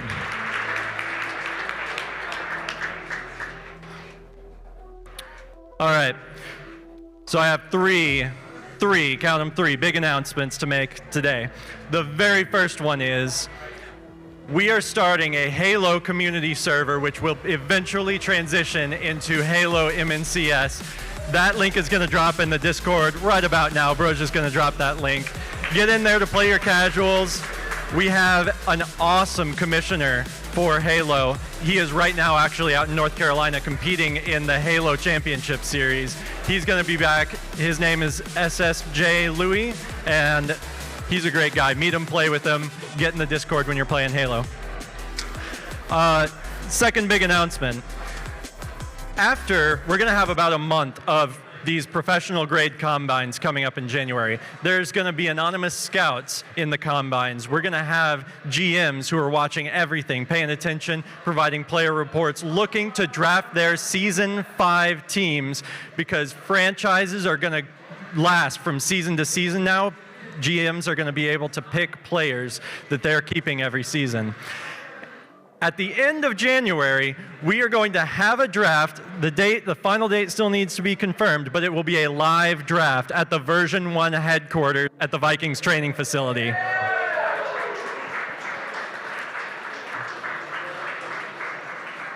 And finally,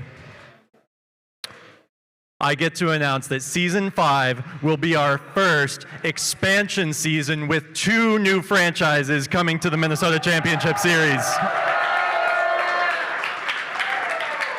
These franchises, available for applications, by the way, for GM. If you think you'd be a good GM, get your application in now. These are pretty sweet. The Brainerd Victory and the Mankato Atlas. I've seen some logo mock-ups for these. You're not going to want to miss it. And that is all I have for you before I hand this mic off to Karin to get our CLMN championship rolling. Go Outlaws. Give it up for Terrell. Those are some exciting announcements. I'm excited for scouting Halo. Are you kidding me? And we got the exciting draft coming up. You know I'm going to be there. I better see you there. So, with that, we finally make it to that next part, CLMN.